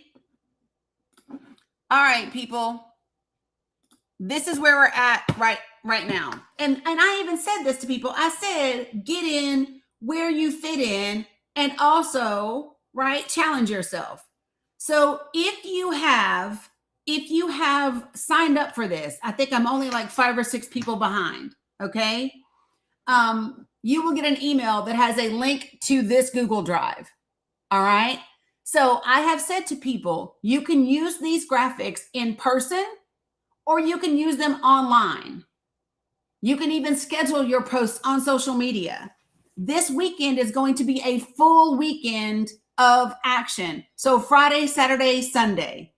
Y'all know how to make TikTok videos. Y'all know how to post pictures on TikTok or on Facebook and all the things. So this is what we're going to talk about. So the first thing that I want to do is for anybody that gave me a 1 and you said you're not familiar with this, I want one of you guys to give me the state that you're in and give me your congressional district. Just one of you. Give me the state that you're in and your congressional district. Oh yeah, Tina Purple, we can help you. Are you in the Discord? Get in the Discord so we can help you. North Carolina 3, I got you, Mel Gray. All right, so watch, folks. I'm going to go to Indiana District 4 and Oregon 1. And what was the first one? North Carolina 3? Is that what it was? Yeah, North Carolina 3. All right, so watch.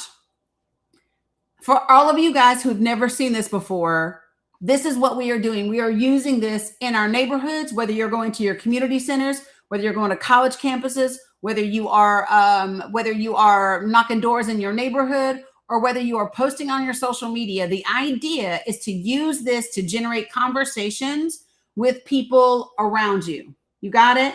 So watch. I'm going to go North Carolina first, and I'm going to scroll all the way down to North Carolina. And here we go. So watch this. North Carolina District 3. I have it in English and in Spanish, but watch. So this is the projected Medicaid loss for people in that congressional district. Salam Soha. You see this? 39,000 children and adults. And this is specifically because of the One Big Beautiful Bill. Also because of that bill, 26,000 people are going to lose some or all of their SNAP benefits. Do you think this is information that people would want to know? I know that it is. And do you want to know how I know that it is? Because every time I show this, everybody starts posting they shit in the chat talking about this state and this district. Tell me my state. Tell me my district. Tell me my state. Tell me my district, right? Everybody does that. But then when I tell you, all you have to do is register, you can get access to it and you can share that information. Y'all be talking about, I'm busy. No, you're not. Not too busy to click a damn link and post some images. You're not too busy to print some out on your computer and take them with you to the grocery store. You're going to watch one of your kids or your grandbabies play a sport? Take some. Right? So next on the list, somebody else asked me to do Indiana 4. So watch. I'm going to go to Indiana, and I'm going to go to Congressional District 4. So Indiana is one that I've already done for a third graphic. So watch this in Indiana. Not only do you get your 22,000 adults and children are going to lose their Medicaid because of the bill, right? You also get your SNAP that people are going to lose in that congressional district. But then you also get what? This is the new graphic. So in your congressional district, this is specifically because of the ACA enhanced premium tax subsidies, the things that Republicans were willing to shut down the government, not to pass. Because of that, 25,000 people, additional people in this congressional district are going to be uninsured. How about that? 25,000 additional people specifically because of this. That's one hell of a graphic, ain't it? Y'all follow what I'm saying now? I can't make it any easier. I'm literally doing all the work for you. I'm looking up the data. I'm making the graphics. I've built a whole damn database. All you all have to do is truly want to flip the damn seats in Congress and do the work. Somebody asked me to do Oregon 1. So here's Oregon. I've already done all 3 for Oregon too. So here's your Medicaid. 27,000 are going to lose Medicaid. 17,000 are going to lose SNAP. Your Florida District 14 one. And then this is the 2025 this is 26,000 because of the ACA tax subsidies.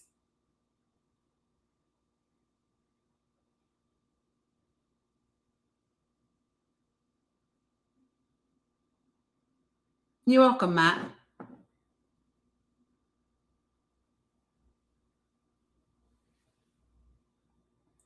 So all of these things. So Matt, I'll show you the Juan. I'll show you the numbers for where you are. You are Florida. Titus, why are you entertaining that shit? Why did you even entertain him? I'm going to go to Florida. And I'm going to go to the Congressional District 14. I have it in English and I have it in Spanish. So here's the English. Thanks, Tina.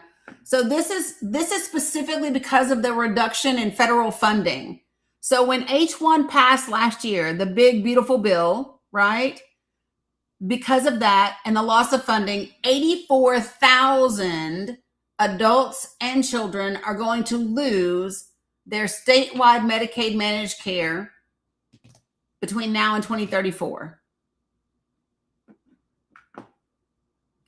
In that same district, 23,000 are going to lose their SNAP, some or all of their SNAP. This is not in my link tree, folks. And the reason it is not in my link tree is because this is a growing database and we actually have meetings on how to use this information, on how to have the conversations with the people when you share this information with them. Like that's the reason that I've created this. All you have to do is go to my link tree, fill out the very first link that is in my link tree, and I literally email it to you. But it's important that people not only get the information, but people know how to have a conversation around the information. So like we are meeting tomorrow at 6 p.m., right? And we're going to be doing this all over again where I'm going to show people the new graphic that's been created. I have 2 new graphics in the works. Okay. And I am the only person that gets your information. I'm the only person that gets your information. But let me show you something. Okay. It is 6 p.m. Eastern Standard Time. And I'm going to show you something. So one of the things that I have done is by the numbers. Yep. And I have to update it, guys. I have to update it. So just give me some grace. But I want to show you all this. Boom, boom, boom. Where did y'all go? Oh, there you are. All right. So I haven't updated it since last weekend. And so that means I have about 100 people to add or so. But I'm going to show you your states. So in Alabama, there are 6 people that have signed up. And I know what county these people live in.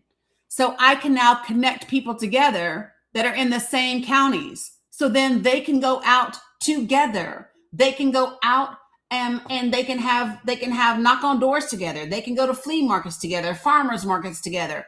They can post them at the same time. Like if I look in Riverside, there's 3 people. Alameda, there's 3. Contra Costa, there's 3. LA, there's 8, right? San Bernardino, there's 2. And so this is the idea. And this link is in the Facebook group. Yeah, Granny, we did one week before last, and we're doing another one tomorrow. So Connecticut, there's 2 of you in New Haven. Florida, there's 3 of you in Alachua. There's 3 of you in Broward. There's 4 of you in Orange County. There's 2 of you in Pinellas, right? Georgia, 2 in Cobb, 2 in Columbia, 2 in DeKalb, 5 in Gwinnett. We got 1 in Hawaii so far, 1 in Idaho so far. Iowa, Illinois has 14 of you now. Indiana, the 16th was the last date that I updated this, so 4 days ago. Kansas, Kentucky, Louisiana. We currently represent 44 states and 306 counties. It's in my link tree, Shawnee. So in my bio, like on my TikTok profile, in my bio is my link tree, and it's the first link on my link tree. Yes, there's 1 in Westmoreland. There's 4 in Allegheny. There's 17 people in PA. It's crazy. In Tennessee, I have 24 people in the state of Tennessee. The number of people that have signed up and filled out all of their information is over 500 people. They represent 44 states and 306 counties.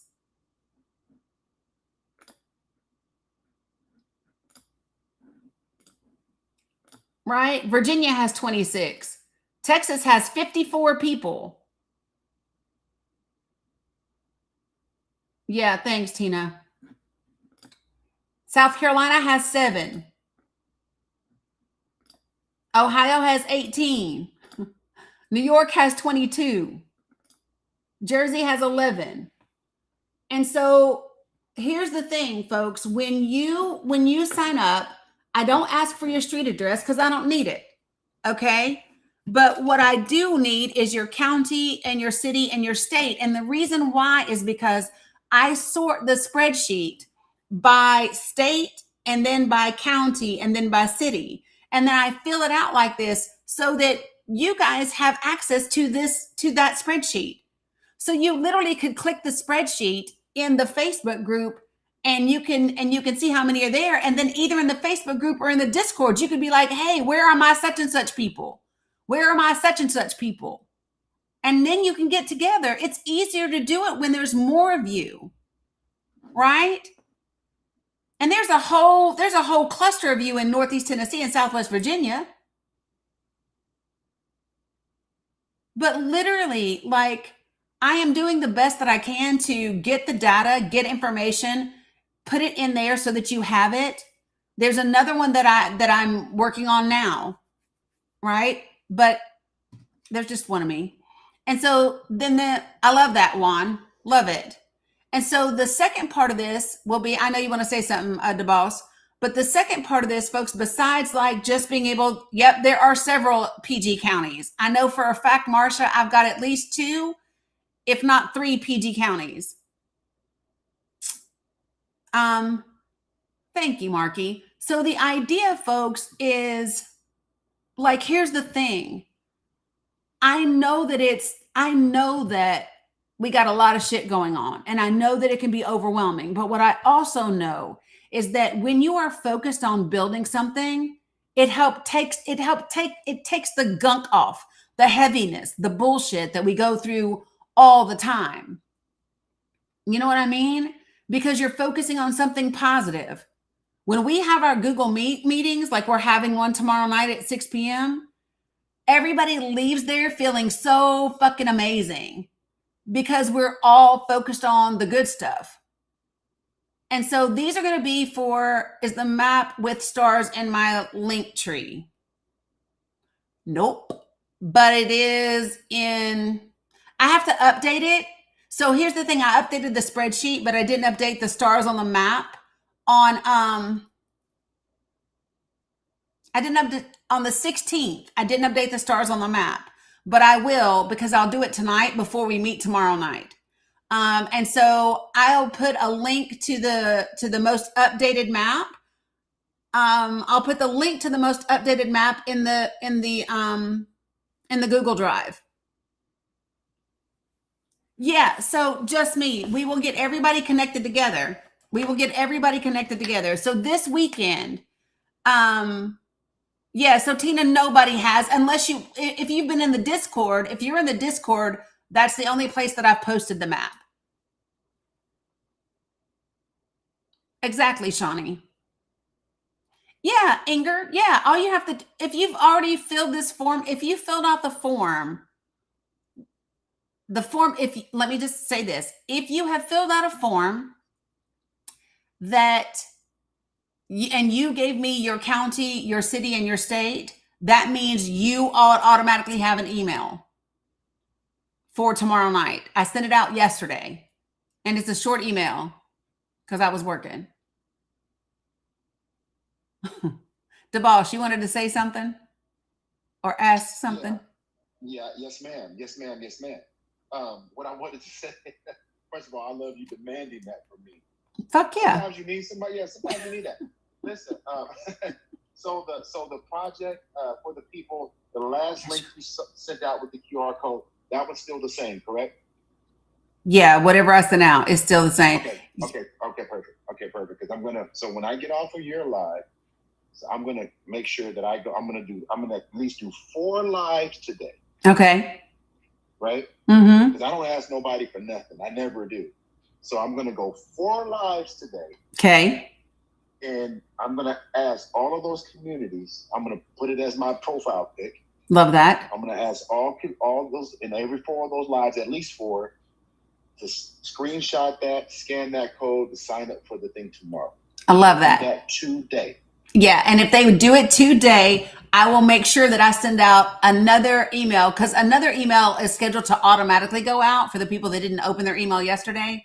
And then I will do another email to make sure that people have the link. Folks, to me, it's incredible. Do y'all realize that there are only 3,100 counties in the country? We represent 10% of them already. And we've only been doing this for 30 damn days. We've only been doing this for 4 weeks. And we represent 10% of all the counties in the country. I'm just saying, we have 7 months before the damn midterms. Love that one. So we have the opportunity to make it happen. Right, which not too shabby. I'm just saying. I will tell y'all right now, that damn Uber Eats loves y'all right now because I ain't had time to even cook as much, which I hate. But, I be having to feed the babies. Right, which I said, damn. Because, you know, that's just not cheap, y'all. But anyway, just saying. Just saying. Okay. Can you send that to my text? Because the one I do have from you is the original one without the QR code. When you sent me, Yep. you were first I will send it to you. I'll send you the flyer. Yep. Yep. And then I'll also send you the link direct too. But so that way you have it, and then you have the flyer for them to scan the QR code. Okay, perfect. 100%. So when you just send that to me, I'm off. I'm gonna knock it down today. Hey, James. So that is my pledge. I'm gonna be there anyway, but that's my pledge to you. Yeah. Go on these forums. Appreciate you, Be Action. And make sure that we get that out there. But I'm gonna change my profile. I'm gonna change my profile pic to that flyer. I love that. Appreciate you so much. Because I said, the boss, get your ass up here. Get your ass over here, bruh. I sure did. Yeah. Listen, and here's the thing. So Dantrell, Itchy, who's the other one?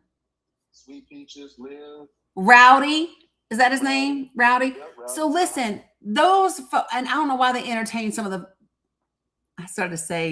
never mind what I started to say. I don't know why they entertain some of the people that they do, right? Because they are smart. Like Itchy knows policy like nobody's damn business, right? And I'm just like, do you know how effective because y'all's room, you all always have tons of people in your room, and y'all talk to a lot of black men, and I'm like, do y'all know how fucking effective you all would be out in communities and doing all the things? Like, holy shit, y'all could take those to the damn barbershops and smash it. Like, real talk. No, I absolutely. And let me tell you, I don't know if you saw this before, just along the lines of what you're doing. That's why I'm going to take this. Itchy started doing battles. He's never been doing the battles, right? Mm-hmm. And he's accepting battles from these young people, particularly young black men. And so he's battling them, and then they start talking about, they don't even talk about politics initially, but it always comes up.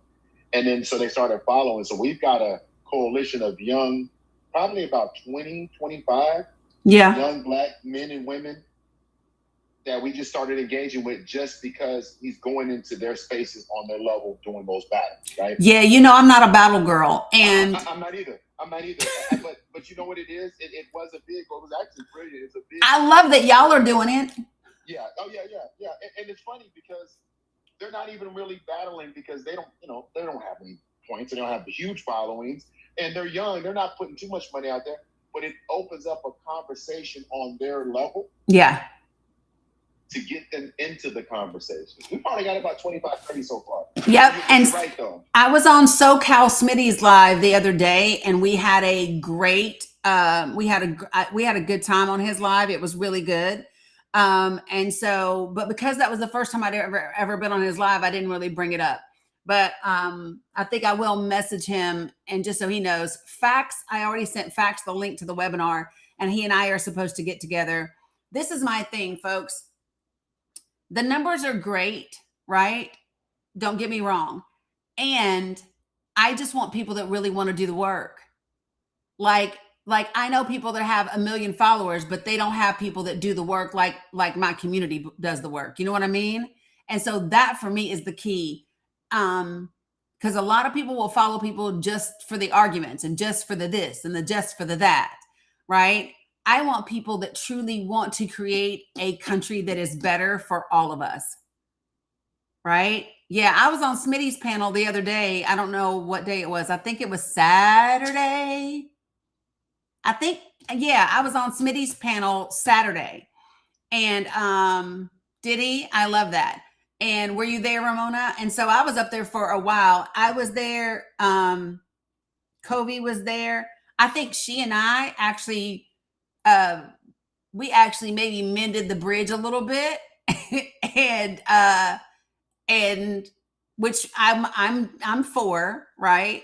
But I think she and I kind of mended the bridge a little bit and whatever. So that was fantastic. But there was also like 2 or 3 other people that were there as well. Yeah, Gio, I'm saying. And so the thing is I think that people need to understand is that we don't all have to agree on all the things, right? Yeah, last night was rough. And I only went in there because Sylvia asked me to come in there and I was being respectful. But listen, that was a lot last night. Yeah, last night was too much. But anyway, I also, the whole reason I went up after she invited me in is because Dame was spewing so much misinformation that I was like, I can't. And so the whole problem that he had was that when I first went up and I first got recognized, I had a list and I pinpointed everything that he lied about and I gave all the correct information. And from that moment on, that ninja was mad. Yeah. From that moment on. I mean, plus he's a bit of a misogynist, so whatever. But anyway, oh, did they? Yeah, see, I'm glad I was gone. A bit. Oh, yeah, listen. Of a misogynist. Listen, that's the first time I've ever met him. So this is the thing, y'all.